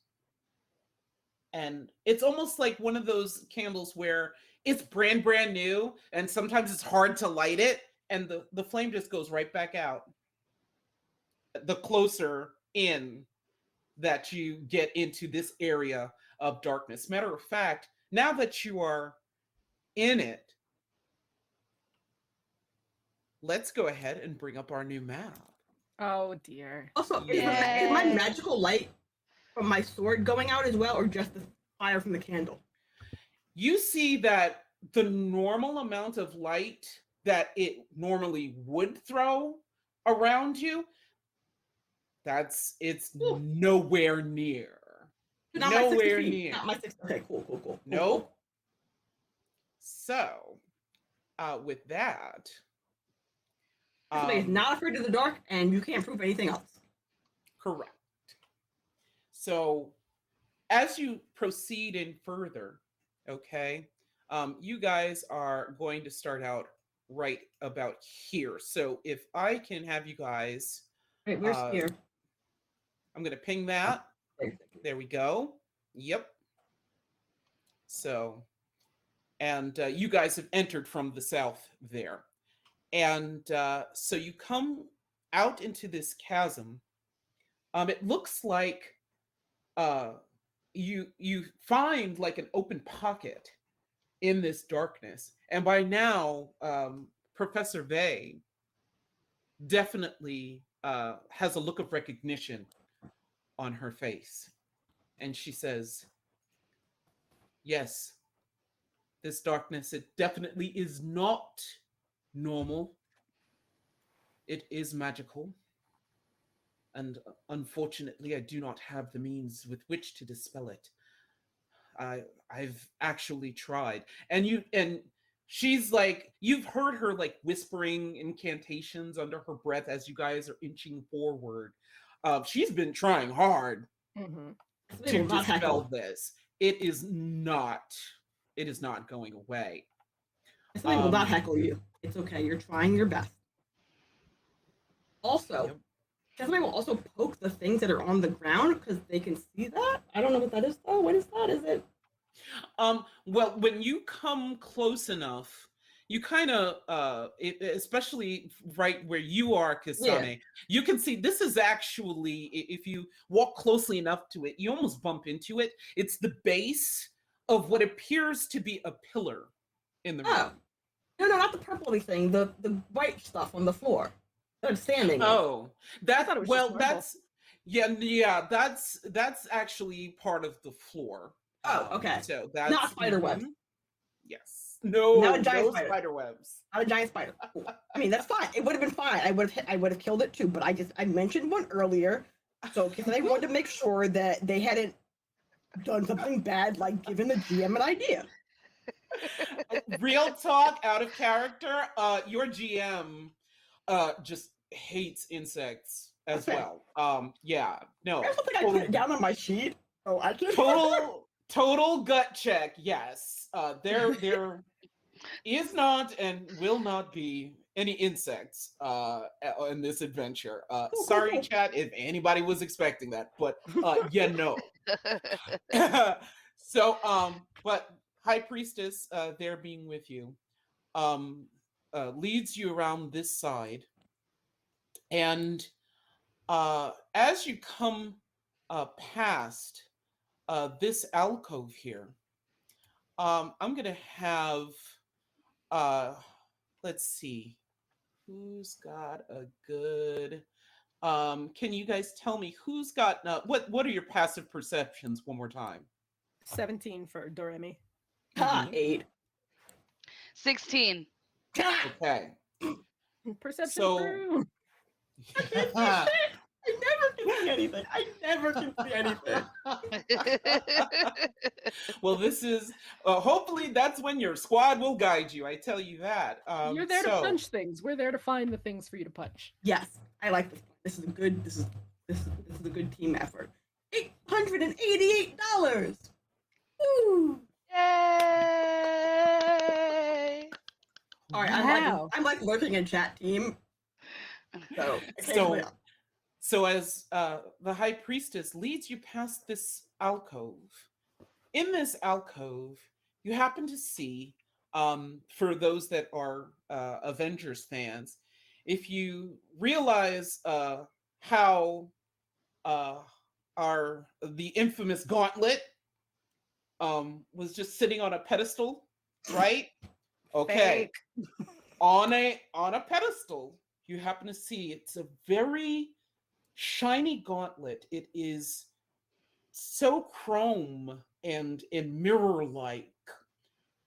It looks like, even though this cavern feels old and feels like it's been here quite some time, the gauntlet itself is flawless. Okay, so Kisame's kind of a dumbass. And that's shiny. And it looks like a weapon. And I could hit you with my fist with a gauntlet wearing, and it would hurt a lot, correct? Or like a regular glove. It's like a gauntlet. Right, but like gauntlet. It's gonna look like armor. But like, is it the kind of armor where like if I punch someone with it, it would crumple, or like it could punch someone? Why, we don't know until we get near it. Professor Vey, she would turn to you and she would see your, questioning look on your face. And excitement.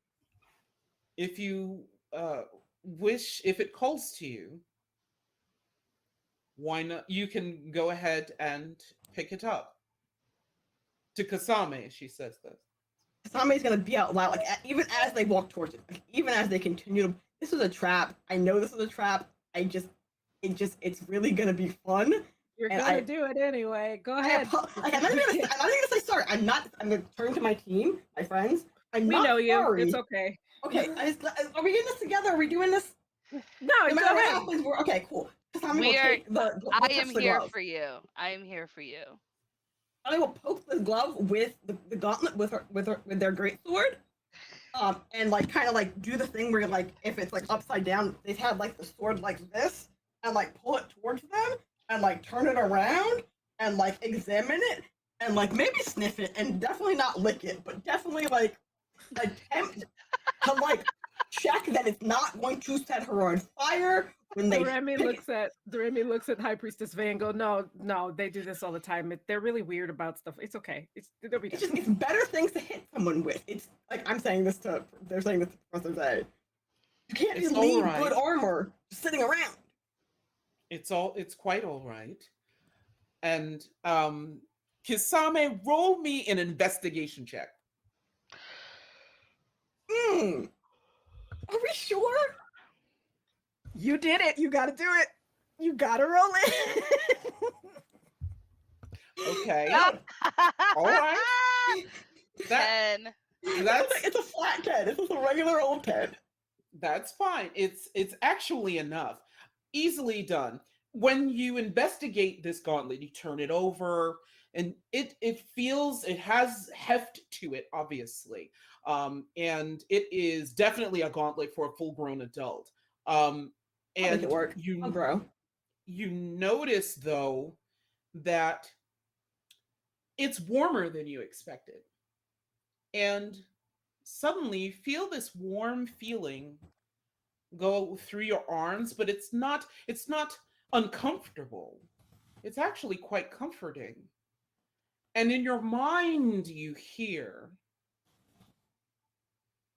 hold fast the light.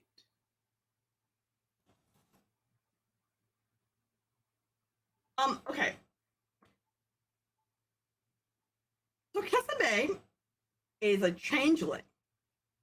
And they have like changeling parents, and their changeling parents may or may not have told them at one point or another, if something starts talking to you and you can't find its brain, probably set it on fire. Do you tell us that it's talking to you? I would definitely tell you that it's talking to me. I definitely say, so it's talking to me now. What is it And saying? What did it Hold fast the say? light, which doesn't sound bad, but like it could be bad. That's the school motto. That's good. Oh, is Quite it really? right. Quite right. And They High can't read. Priestess They couldn't read the sign in the sky. They and the can't read. and the High Priestess nods and says, "Very good. That is indeed part of the school anthem." And with that, looks like we have a winner. Ooh. Oh, who did we? Oh, chat. Who? Yes, that went by so quickly. I'm so sorry. We are in the zone, chat. We are in the zone, fam. My stream team is telling me now. Okay, so that is Carly Uno, who just won our latest giveaway. Congrats to you, Carly Uno. And hopefully, if you're in chat still, please by all means. Yep, I see you in chat. That is great. Congratulations. Yeah. Yay! Winner. Somebody So, has another question, has a follow-up question that they are aware that this is school motto and it's not probably going to kill them on purpose. Does that imply that there's more pieces of the suit of armor somewhere? Ask Professor Vey.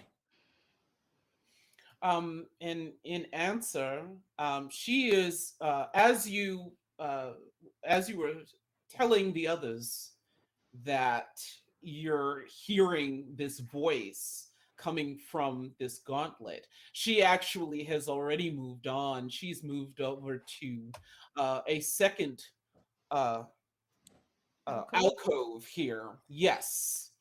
And she says, well, you'd better get a move on if you're to find that out. I like this. That sounds like a yes. Come on, let's go. Kisame, I think this was meant for you.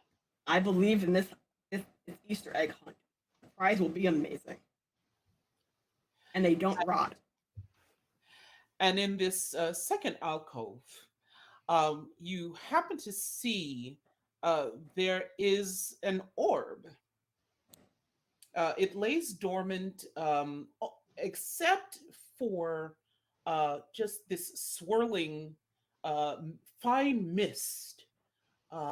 It's a barely a barely there white mist that is swirling inside of this orb. I mean, Mm, should it's I take it or do you beautiful. want to try it, Amberlynn? I would like to investigate it closer. Roll me an investigation check.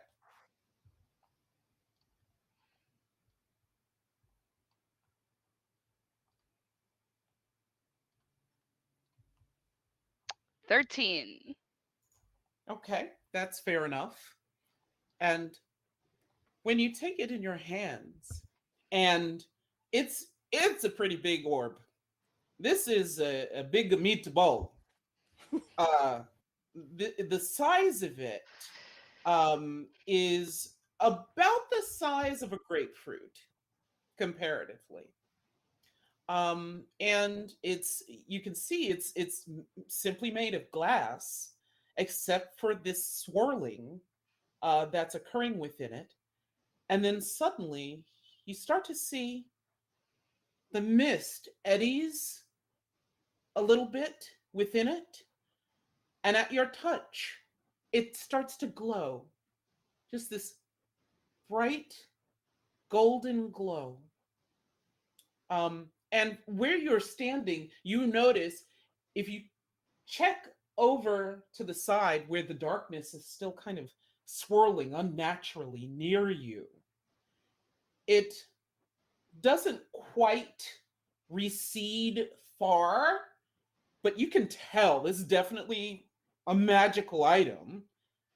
And as it glows, you hear this whisper that says, "Let your power burn bright."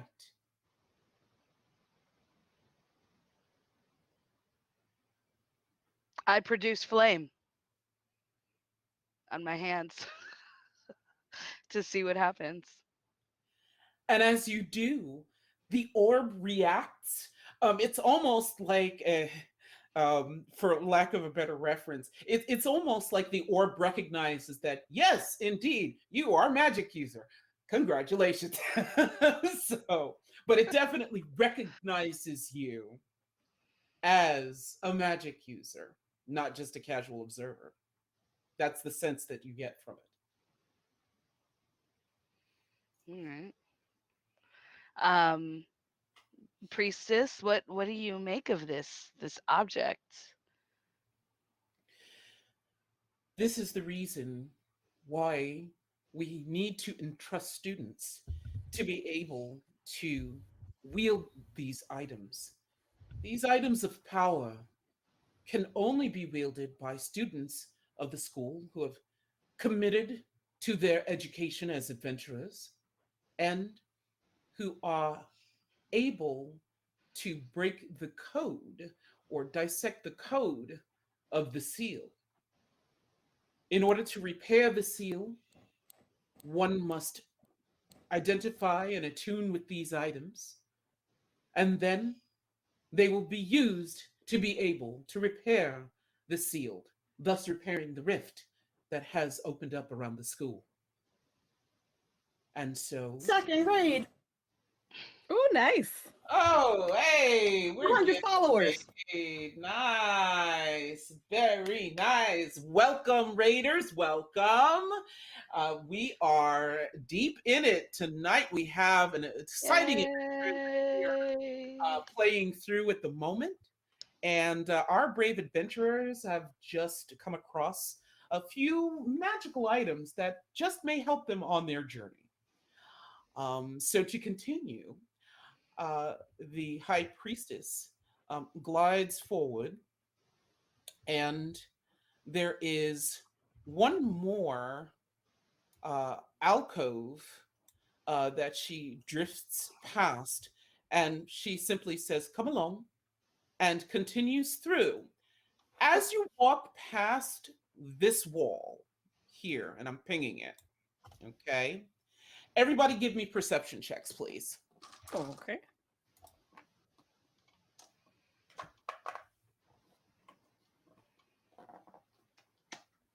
Oh, as soon as my character sheet pops back up. I would like you to know that I have a negative two. Is that perception? In perception. This hurts. 10. I got a 7. I rolled a 9 and got negative -2. I never know where anything is. I don't notice things. You are good. Your squad has got your back. Hey, I read it again. I read it again. Nice. And so as soon as you take a look and glance at the wall, Emberlyn, you happen to see it's actually got a carving in it. You wouldn't notice it unless you were looking right at the wall, especially because the light in here has been sucked out of most of the room. And it's a depiction that looks almost like a flower carved into this enormous slab of thick rock. So they finally figured out what's going on. Is it a sunflower? You get the sense that it can be. It's pretty rudimentary compared to the smooth lines of the sunflower that you saw on the banners outside. This was carved in quite long ago, and it's carving through rock. Not the easiest thing to do. So, but the petals, yes, do remind you of a sunflower. And I will point that out to Kisame. Kisame thought they knew what was going on. Kisame then realized that they do not know what's going on because they looked at their map and they looked at the logo on the emblem on the map, and it is not a flower on this emblem. Therefore, it is not the school button. They have no idea what's happening anymore. They have whatever they thought they knew, they were wrong. Immediately after they thought it. And once the high priestess comes to this third alcove, you happen to see there is this shield. It's not enormous. It's actually closer to the size of a buckler, if you've ever seen one of those. It looks like it on a full-size adult, especially on someone as tall as Professor G, for example. Yeah, that would definitely like strap like maybe just on the upper arm, but it's still a shield nonetheless. Doremi's actually going to step forward and pick it up. All right. And when you do, you turn it over and you see it has all these decorative carvings in it. It's a beautiful, beautiful shield. It's as flawless as the gauntlet. You cut out sound wise. It has a deep blue sheen to it, almost like the metal is well, not quite just chrome or not quite just steel. There's something about the metal that is interesting as the somewhat dim light, dim to no light, actually plays across the surface. Somebody hasn't had another thought. They're still examining their school crest, and so now we have a shield, we have a gauntlet, and like they're pointing at the things on the school shield, and there's a flower in the middle, and I'm assuming that sparkly bit is a orb thingy. What are you missing again? What are we missing? Missing something. A sword? We need the sword, I think. Okay. I think we have to put all this stuff over there to open something. Oh, it's a key. Okay. And as you say that, you hear as you're defend the less fortunate. It's a different voice. It's a man's voice. It says we have to defend the less fortunate. I'm gonna assume that's also part of our school motto because It is. Okay. Huh, I never thought about that. The school motto is basically just everything on the school crest, but like with words. That's why Kisame finally figured it out because there were pictures involved. Yeah. Words meant nothing to them. Kisame's learning about the school motto. Great, it's great. It's a good time. Yes. Highly educational field trip. Am I right to assume that if we keep going down this hallway, Professor Vey, that there's going to be a sword down there? And as you ask that, a different voice speaks up and says, well, it looks like the new class is smarter than they look. Is Professor Vey still Professor Vey? Professor Vey is still Professor Vey, Okay, and she okay. is on high alert. Where She did this whips, voice come from? her chair whips around and You cut out. out which direction. Professor Vey is trying, her chair whips around and she is trying to figure out what direction this new voice is coming from. And she reiterates, stay near me. Don't stray too far. This Basically, what's blast. helped for today. I apologize for doubting you because I definitely thought we were gonna have to like hit you really hard, and I would have felt a little bad about doing that. But hey, we don't because you're not the person who's gonna like. I was concerned. It just seemed. It just seemed. Kisame, come closer. I get Come closer. closer. It just seemed like suspect. It still seems suspect to be honest. We can't see who's doing this, but I'm gonna guess you're not projecting your voice like a ventriloquist. You could still be. Because I'm not sure. I think That he's trying to figure out where the voice is coming from. It could be fake. Could be a lie. and that is where we're going to take our final break. Sorry. Try Okay, this we're us fine. out. We are so close to our goal. We're so close to our goal, though. We're so close to our goal. I can't do math, but we're at 973. That's great. Oh no, we made it! We made it! We And made it! We thank made it! We you. made it! What? We made it! We made it! Oh my gosh! Yes! Woo! All right. This is a perfect time to announce we have now hit our stretch goal. I am blown away by the generosity of you so much. So it is time to announce. We are going to go ahead and pick a winner for our Candlekeep Mysteries code, courtesy of D&D Beyond. And our stream team is going to help us do that. And it's a perfect time to take a break. So one more time, let's everybody take a break. We will be back here in just a few minutes. Thank you. Thank you so much. Now, so bring us on back. And we're back. All right, and we are Hi. back.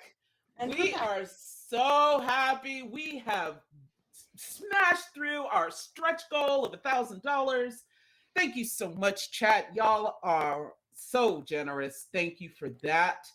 And as promised, we have a winner to announce. Drum roll, please. All right. And congratulations, Mick Bluff, who is our winner. Congratulations to our winner. Congratulations. You get For Candlekeep the too? code, yes, that is the code for Candlekeep Mystery. Yeah. So, Nice. nice win there.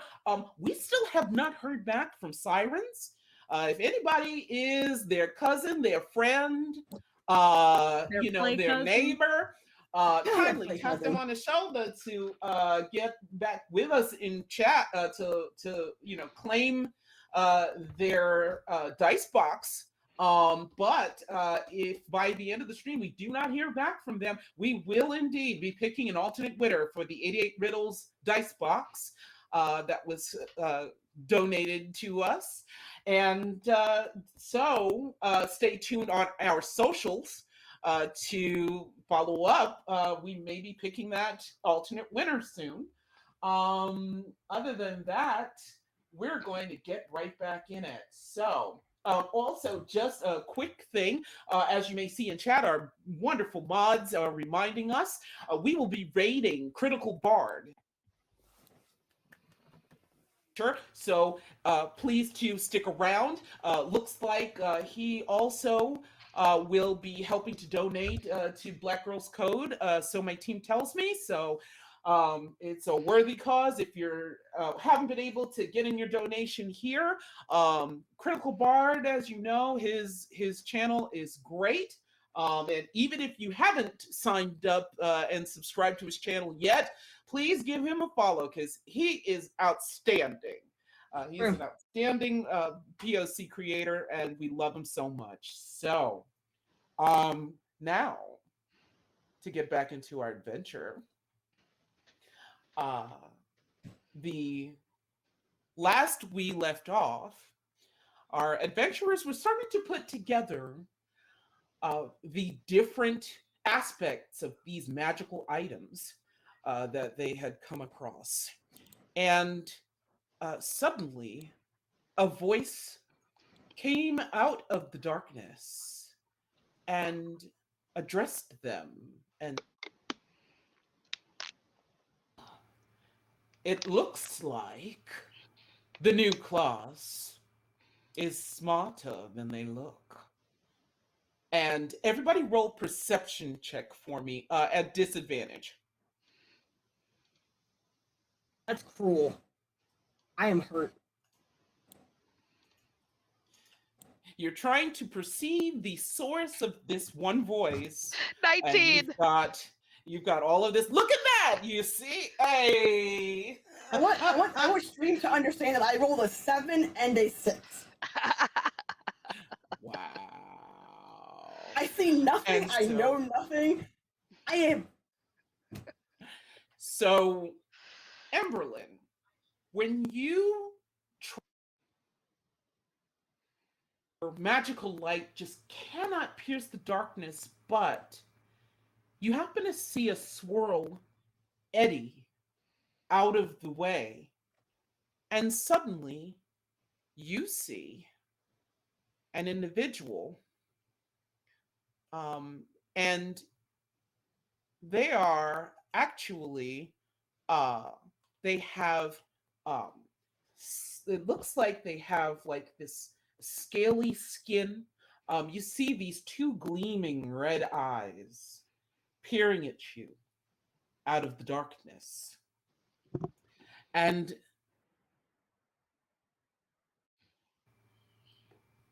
you see he's dressed in robes. Indeed, the outfit that you saw when he was, this is the very same individual, in fact, that was staring at your group out in the courtyard. His hood is now taken down, and you can see he's got wild red hair, and he has this sneer on his face, and he regards you and says, "Thank you for doing all the work for me." You just can't be trusted. I knew it. Also, I did nothing for you, so. Somebody makes a face at him. Oh, now don't feel, like a sore loser. I mean, nobody likes that. And besides, you run up to him. No, I was gonna ask for survey. Am I allowed to hit this person? Oh, yeah. Just to make sure. If you're asking the DM, you have plenty of options here. Okay. All right. I mean, I'm not finished his monologue. Like, let him have his evil monologue. I'm not gonna stop his flow.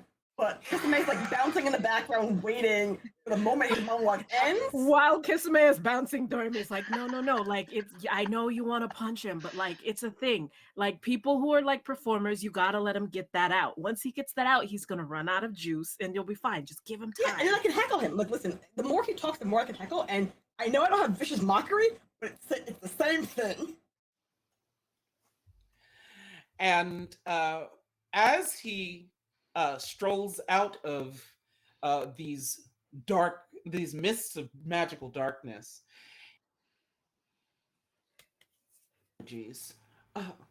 Let me introduce myself once again. My name is Agamemnon. And he does this grand flourish, mockingly. And he says, I see you have come across the magical items I needed. Too bad, unfortunately, I'm going to need those from you. I can give you the chance, the opportunity to simply hand them over without a fuss and without a fight. Not a fight? What's the point of this? No. Doremi's gonna go, I mean, why would we want to give this new cool stuff that we got to like a loser in weird pants and cast vicious mockery on them? Thank you for doing my favorite like in the Untitled universe. And with that, we are I want to hurt your feelings. Initiative. Let me hurt your feelings because you deserve it because you're a terrible person. I rolled a 21. I rolled a 21. Very nice. Okay. Let me hit him first. Let me see what he rolls Please, for digital his dice. initiative. Let me get one good solid hit. Like, it doesn't even have to be a crit. It just needs to be like a good. Like, I just want just to knock him into a wall. Please don't shame me on the stream like this by letting me down, digital dice. Oh dear. Okay, Doremi. What is your dexterity modifier, please? My dexterity modifier is a where'd it go? Oh, right there in my face. A +2.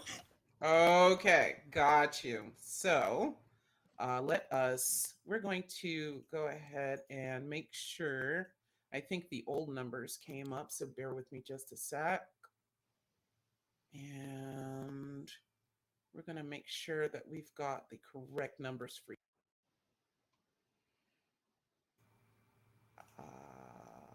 Yep. Here we go. Okay. And our friend actually also rolled a 17. So actually you get to go first though. So because he's got a +1, you've got a +2. No, I mean I got a 21. No, I think she means never mind, yeah. because we both got 17s. Yeah, correct. Okay. So I was confused for a moment and so here's what I'm going to do. I'm going to put him at 16.9. There we go. I got too Because excited and got confused. There we go. And the high priestess says, she turns to the three of you and says, "This, unfortunately, is your fight, and your fight alone. But you will be blessed." And she casts bless on you guys. So every time you guys do an attack roll, that's going to be a plus a 1d4 to your attack rolls and saving throws. Nice. There we go. And with that, so with this, how does this describe how your vicious mockery looks as it hits this guy? So basically what it is like I say the words and it's like a ripple through the air. And then when it hits him, like, it's just like, it's almost like, you know how like in cartoons when they have like the background and then they have when there's something that's going to move, they have that, it's like almost like a different sort of animation. It's almost like that. And like his pants look slightly different. So now he's just super embarrassed about how different his pants look. Okay. I laugh. I point and laugh. When that vicious mockery tries to hit him, he waves his hand and it actually fades. It has no effect on him. And he says, "Oh, how cute. Sticks and stones and all that. Oh, speaking of stone," and he turns and he gestures just behind him, and the mist kind of comes away a little bit, and you can see that a big, tall statue all of a sudden appears out of this dark mist. And if you squint your eyes and look close enough, you could swear, oh no. Oh yeah, that's That's her. That's Professor G. She is No. frozen in place, and she looks like she was about to bring the pain I would like by to point out too. with a big swing over her shoulder with her mace, and she's just caught, trapped in this stance, and she doesn't seem to move. Oh no. Oh no, not Professor G. Yeah. Looks I am like hurt. I you're am upset. I'm going to defend you to my last breath. But also, that's the cheating. You've cheated. I don't like cheaters who don't do things. yeah, well, looks like your Professor G, is it over there? Yeah, she tried to make a run at me too. Too bad for her. I'm not saying that I'm better than her, but I'm saying I'm going to try my very best to punch you through the sky. And by punch you through the sky, I mean actually hit you with this giant sword and like wave my sword. And this maniacal laugh just comes from him, the likes of which just chills you to the bone. And what do you do? I'm reading something. I'm making sure. Okay. When you are within 5 feet of a creature on your turn, you spend one superiority dice to switch places with. Oh, that's that switcheroo thing. Hey, and switch. Yeah, Yeah. the switcheroo thing was happening. Here we go. Okay. No, I was just looking. I'm making sure that I can. None of us are close enough, though. Yeah. No. Okay. He's this red dot, right? Mm-hmm. I'm gonna 5-foot step forward because I need to be within 5 feet. I'm going to put my entire hips into it like a good golf player. And I'm going to attempt to hit him with my greatsword because he deserves it. And okay. Can I use my advantage before I Please after do. I roll? Okay. Feel I roll free. twice and Use them. highest. Use them if you got them. Go for it. And come on. No, they're there. Oh, sorry, I didn't realize it did. Okay, so what was the first one? Let's ignore the second one. Oh, I That got a first one was 20 a 26. fucking You might want to 6. take that. So, I'm taking my crit. Thank you, Dice Gods, for blessing me with this moment. I have been waiting. I did with nothing more than to send this person through the sky. Like, I can't hit it. You dare to suggest that I couldn't hit something? Oh. Not after that. No one would dare. Not after that hit. Describe how this hit comes across. Also, best part of this, I have 2 actions.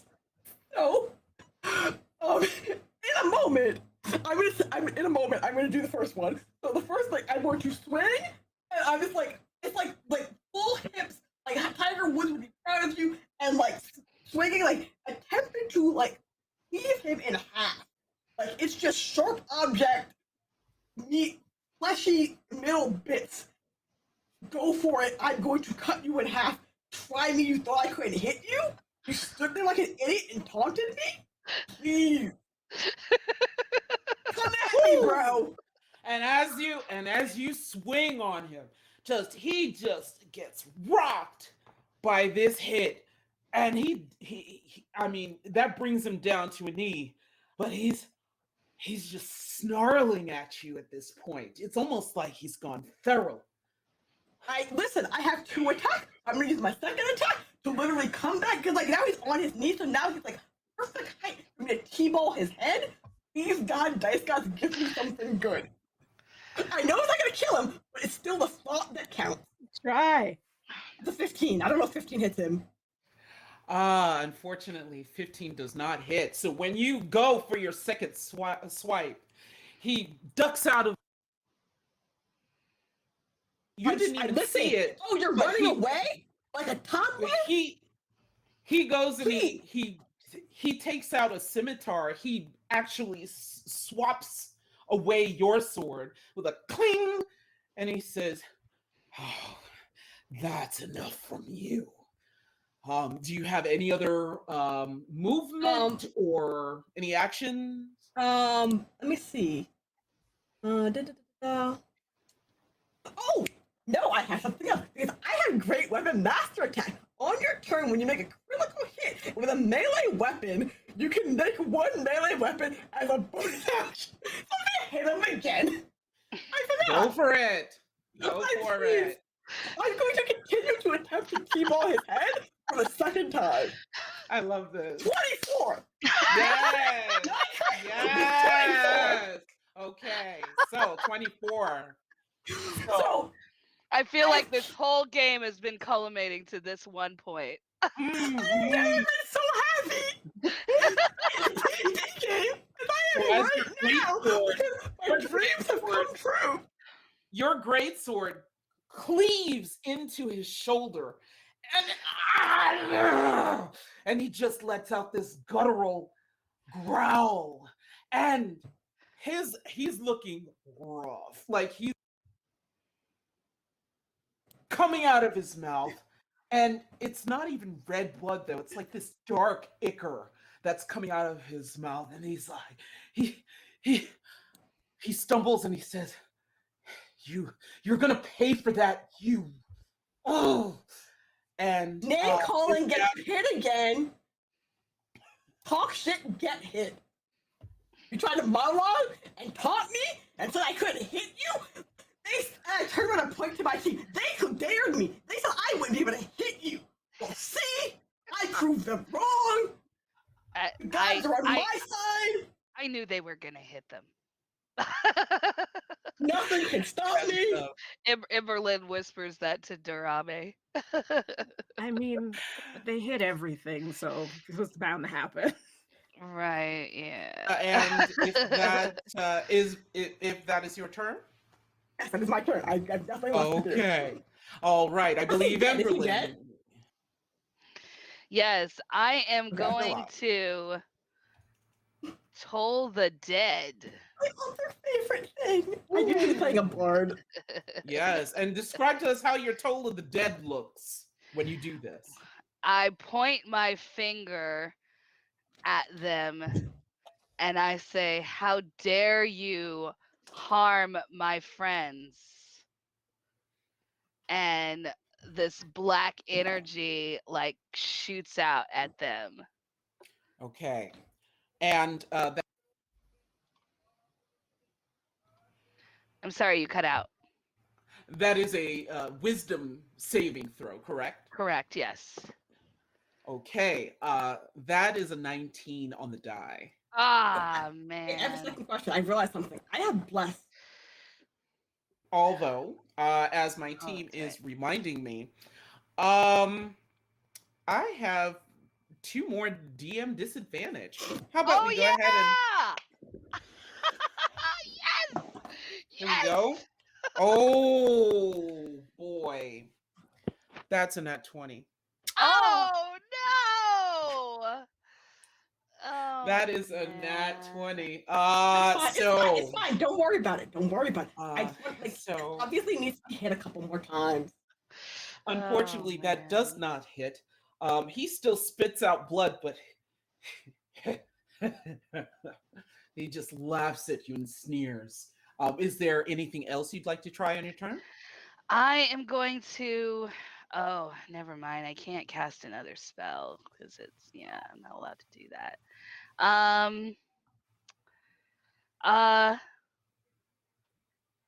I will shout out, "You can do this, Kisame! I believe in you!" And I'm gonna stay right where I'm at. Okay. All right. plan.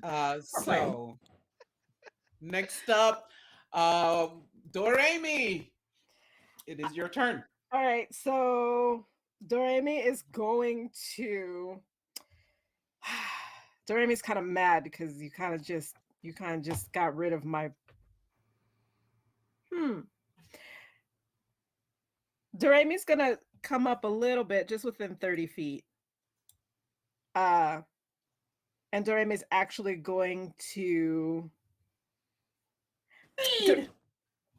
Doremi's gonna take a chance and cast Tasha's Hideous Laughter. Oh. Interesting. This might Okay. work, it might not. Let's see how this goes. So creature of your choice that you can see within range perceives everything as hilariously funny and falls into a pit to fits of laughter if the spell affects it. The target must succeed on a wisdom saving throw or fall prone, becoming Okay. And incapacitated and unable to stand up for the duration. got you. Wisdom saving throw. That is. You cut out again. Hold on, you cut out I again. will. That's an 18. And I am going to use my last DM disadvantage. Let's see what happens here. Oh, I hope. Oh my god. Okay. That's That is a 16 on the nah, die. it still beats. Ah. Okay. Yeah. He's got for he's got a high wisdom. So anything else that Dorothy's you're just able gonna to try? You want to try? Doremi's just gonna scream out, "I don't like you!" I don't like them either. They're kind of not fun. But they are great to hit. Okay. I'm having a great time doing that. My favorite pastime. Got it. All right. So response. He's going to he's actually going to point over to Professor Vey, to the High Priestess. Clearly, I didn't hit him hard enough.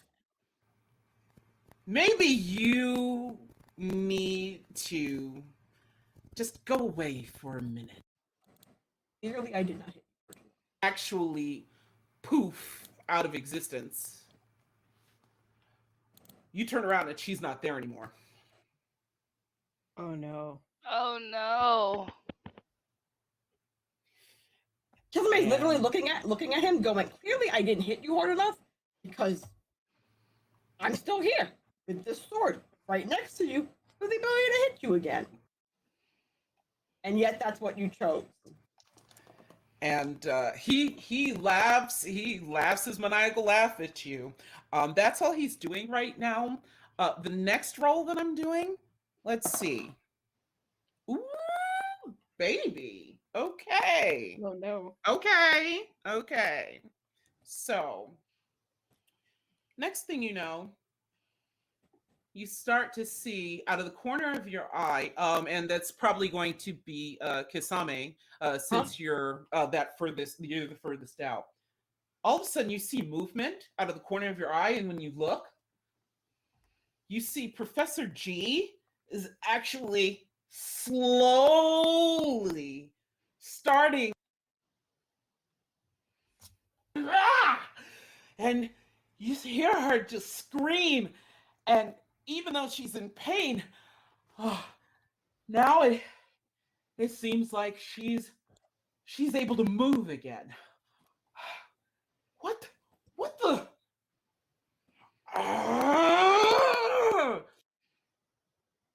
You cut out again. You're cutting out towards this. Professor G is able to move again. Yeah. Yay! She is hella mad, and she has shaken off the effects of this spell that has held her in place. I'm going to roll her into the initiative. Yay. Okay. We could really use Professor G. Okay. Hey, we have bless she up. rolled a low. Right. Yeah. Yeah, Oh, that's saving throw. Roll a d4 and subtract.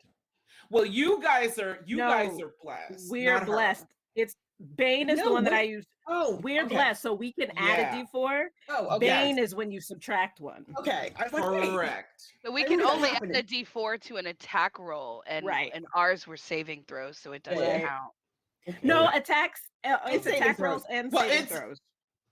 But not saving throws for us. It was a saving throw for the For person we were hurting. Right. So that's Correct. not going to work. Right. correct. And so that's all that the professor can do on her turn right now. But she is up. She is joining the fight. Back up to the top of the round, Kisame. Listen, I'm gonna taunt him verbally because I don't actually have vicious mockery. I'm gonna say mean things about his pants, his monologue, his hair, the fact that I've hit him 3 times basically. Like, maybe even insult his mother, but then apologize because his mother did nothing but birth him. It's not her fault that he failed at everything. And then I'm gonna hit him again. All right, go for it.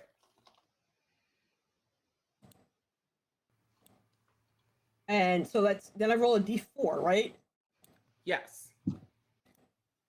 Roll 4. 15 again. Okay. 15 unfortunately does not hit. As soon as you swing, he does another parry to knock your sword to the side and says, "Ha ha ha ha! You, first year's always a good source of entertainment." And I get to hit you again, but I'm checking my superiority dice if I can do the thing and then gain one. I don't think they work the way I think they work. Yeah, because they only work for maneuvers, right?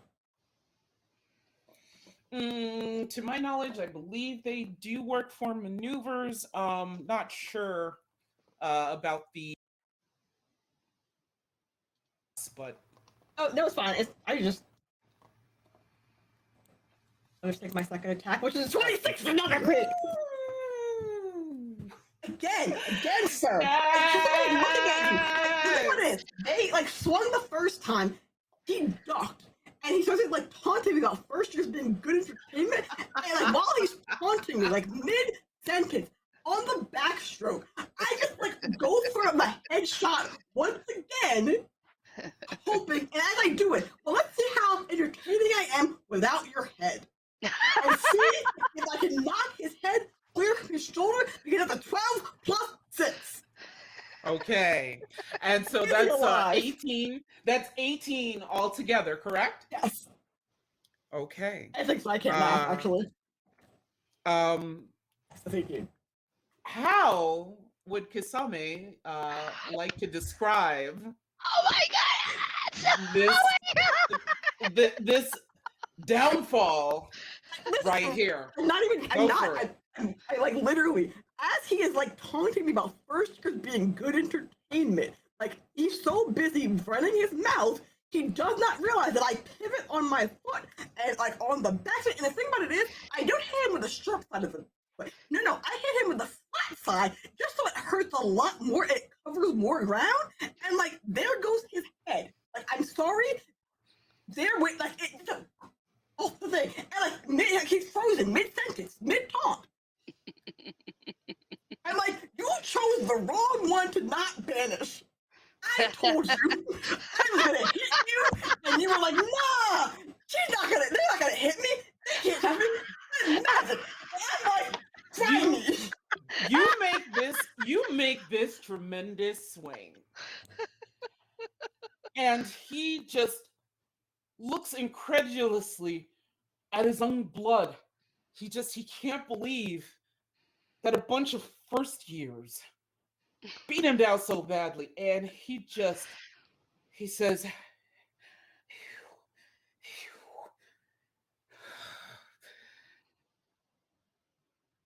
Is he dead? Can I hit him again? I get break up in death is mastery. only a beginning. And I he know. slumps and he falls to the floor. This is fair, okay. I'm sad. Flat out.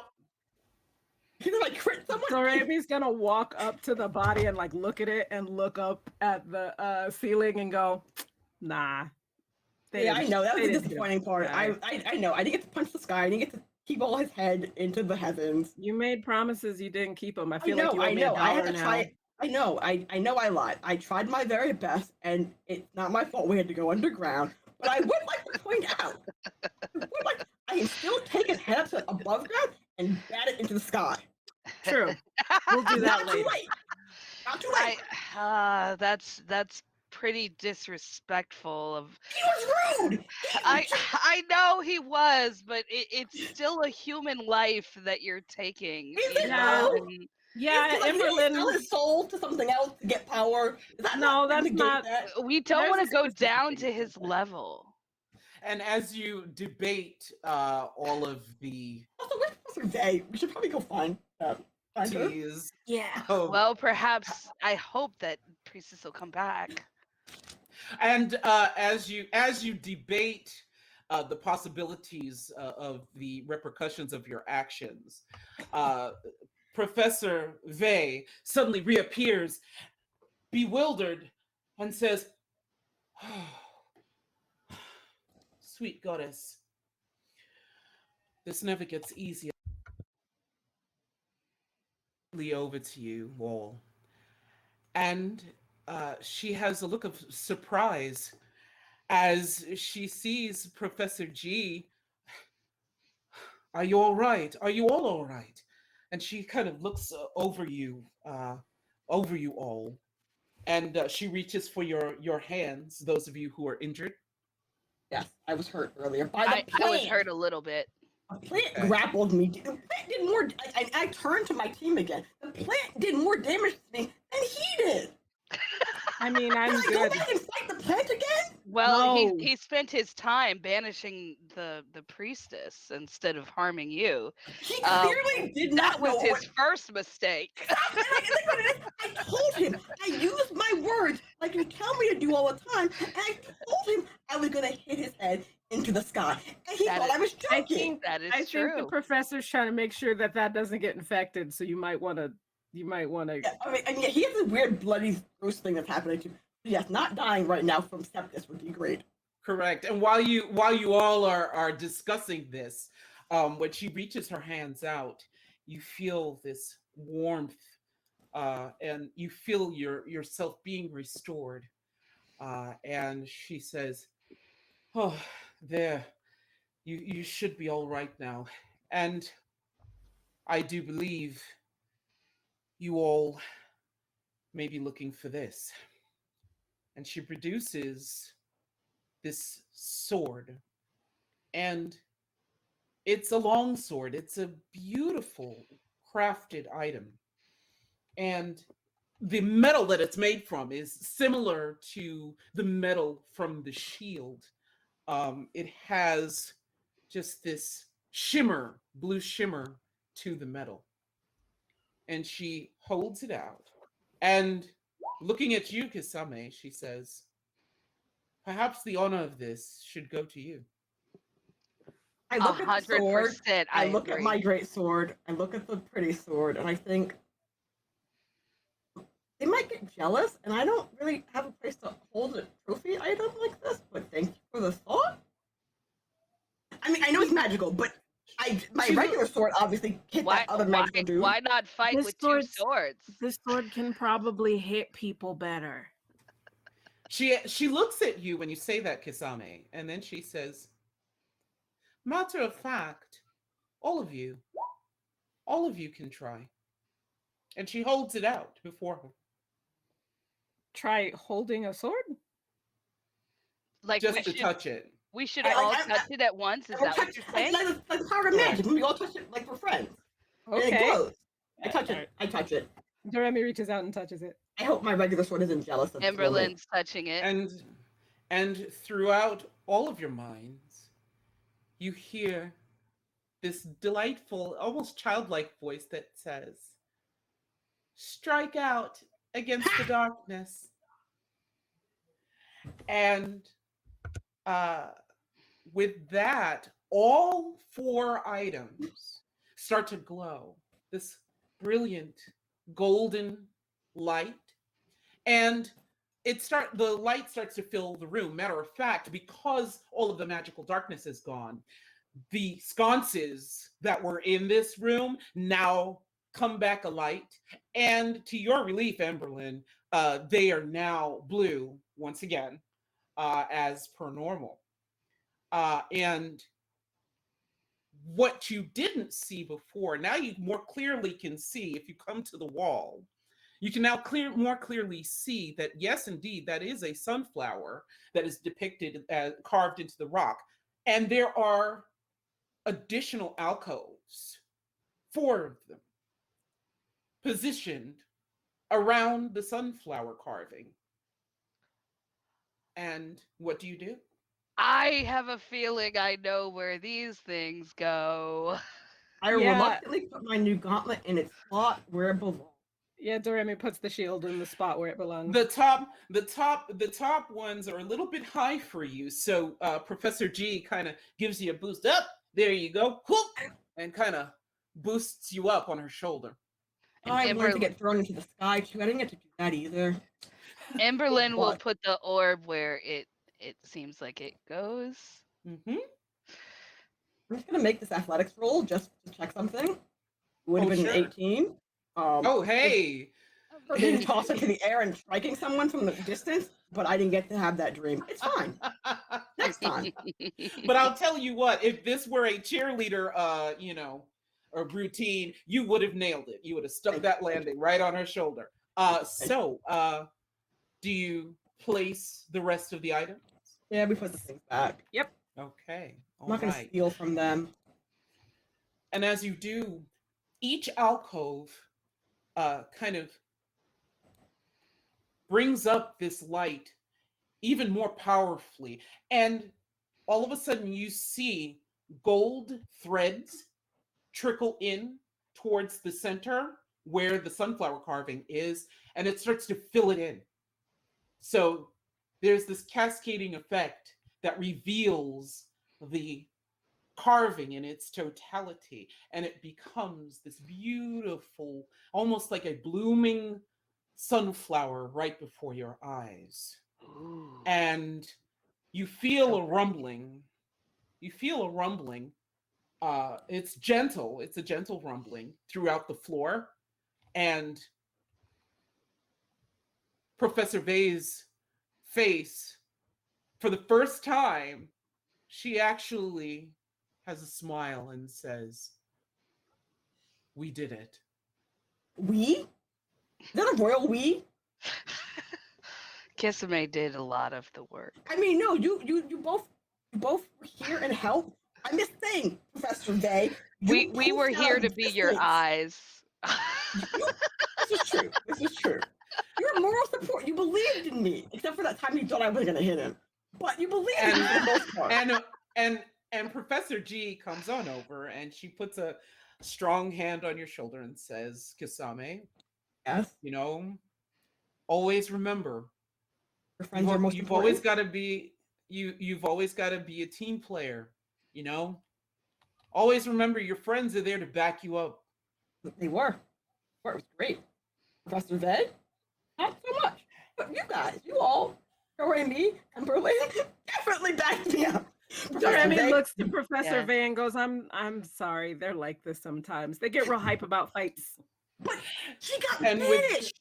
She didn't even get to witness my greatness. And with that, and Professor G is kind of like herding you guys along, like, and we're walking. And Wait, we're wait, walking. wait, wait, wait, wait, And wait, wait, so- wait, wait. Okay, one other thing. Mhm. And Amberlynn goes over to his dead body and she produces flame in her hand and burns up a parchment and has some ashes that she sprinkles over his face and some of his body, and she says a prayer to her deity, and she's like, even though he was wicked, he's still a human life. I still want to give him some type of respect. And as you do that, you actually see his body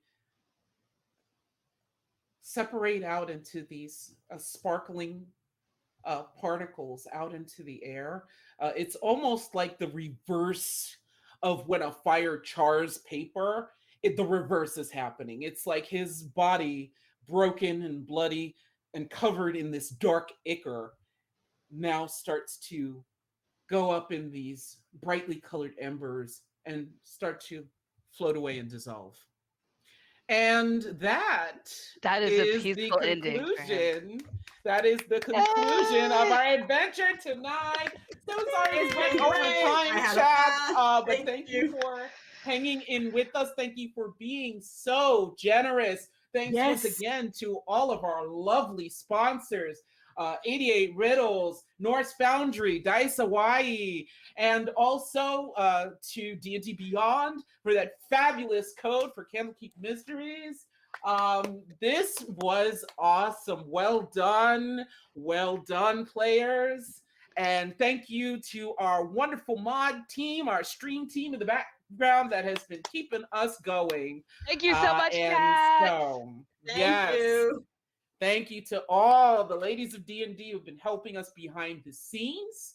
Why don't we go ahead, go around the virtual table really quick as an outro. Just introduce yourself and let us know where we can find you online. And we're going to start with, go ahead. We'll start with Deanna. Go ahead. Oh. Hi, I am Deanna Jones. I am a writer and a podcaster. You can find me on like any social media. I'm at Nani Cool J. And I also do a streaming show every Sunday on I Need Diverse Games called Reclaimers, where we do RPGs, usually indie RPGs, but we do little short games for fun. Awesome. Hello. I'm Tennille. I'm a therapist in real life. I like to use role-playing games for therapeutic purposes. And I have my own podcast as well. It's called The Emotional Looking Glass, and you can find me on Twitter at @CreateByTennille. Thank you so much. Hi, I'm Imani. I am playing Kisame. Sorry, I got brain. You've seen me in chat. I'm Margaret Catter TV. I've been like heckling in the background of this entire game. But you can obviously you can find me on Twitter or on Twitch. I stream sometimes, but like whenever I feel like it, just kind of follow me and I'll show up eventually one day. I design games on itch.io under the name Margaret Catter. You can find me on Twitter at mcatterdev. That's pretty much the only important places to find me. And then whenever someone, oh no, I play in a tournament, an Expanse game on Thursdays on Valdir's channel. Also, that's also in my Twitter information, but that's where you can see me. Excellent. And I have been your storyteller, That Gamer Share. You can find me here on Twitch. I have a variety channel. I have actually, I'm going to be updating my schedule for streaming. Because it's been a busy first part of the year, folks. But updates on that soon.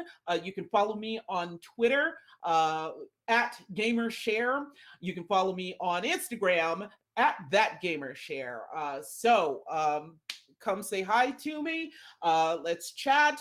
And let's get in some games together. Totally open to do that. So once again, so happy that we were able to smash through our original goal, smash through our other goal, our stretch goal. Thank you so much, chat. You guys have been amazing. And we're going to go ahead and raid Critical Bard, whom a lot of folks know. So stick around for some more late night gameplay. We love you guys. You are fantastic.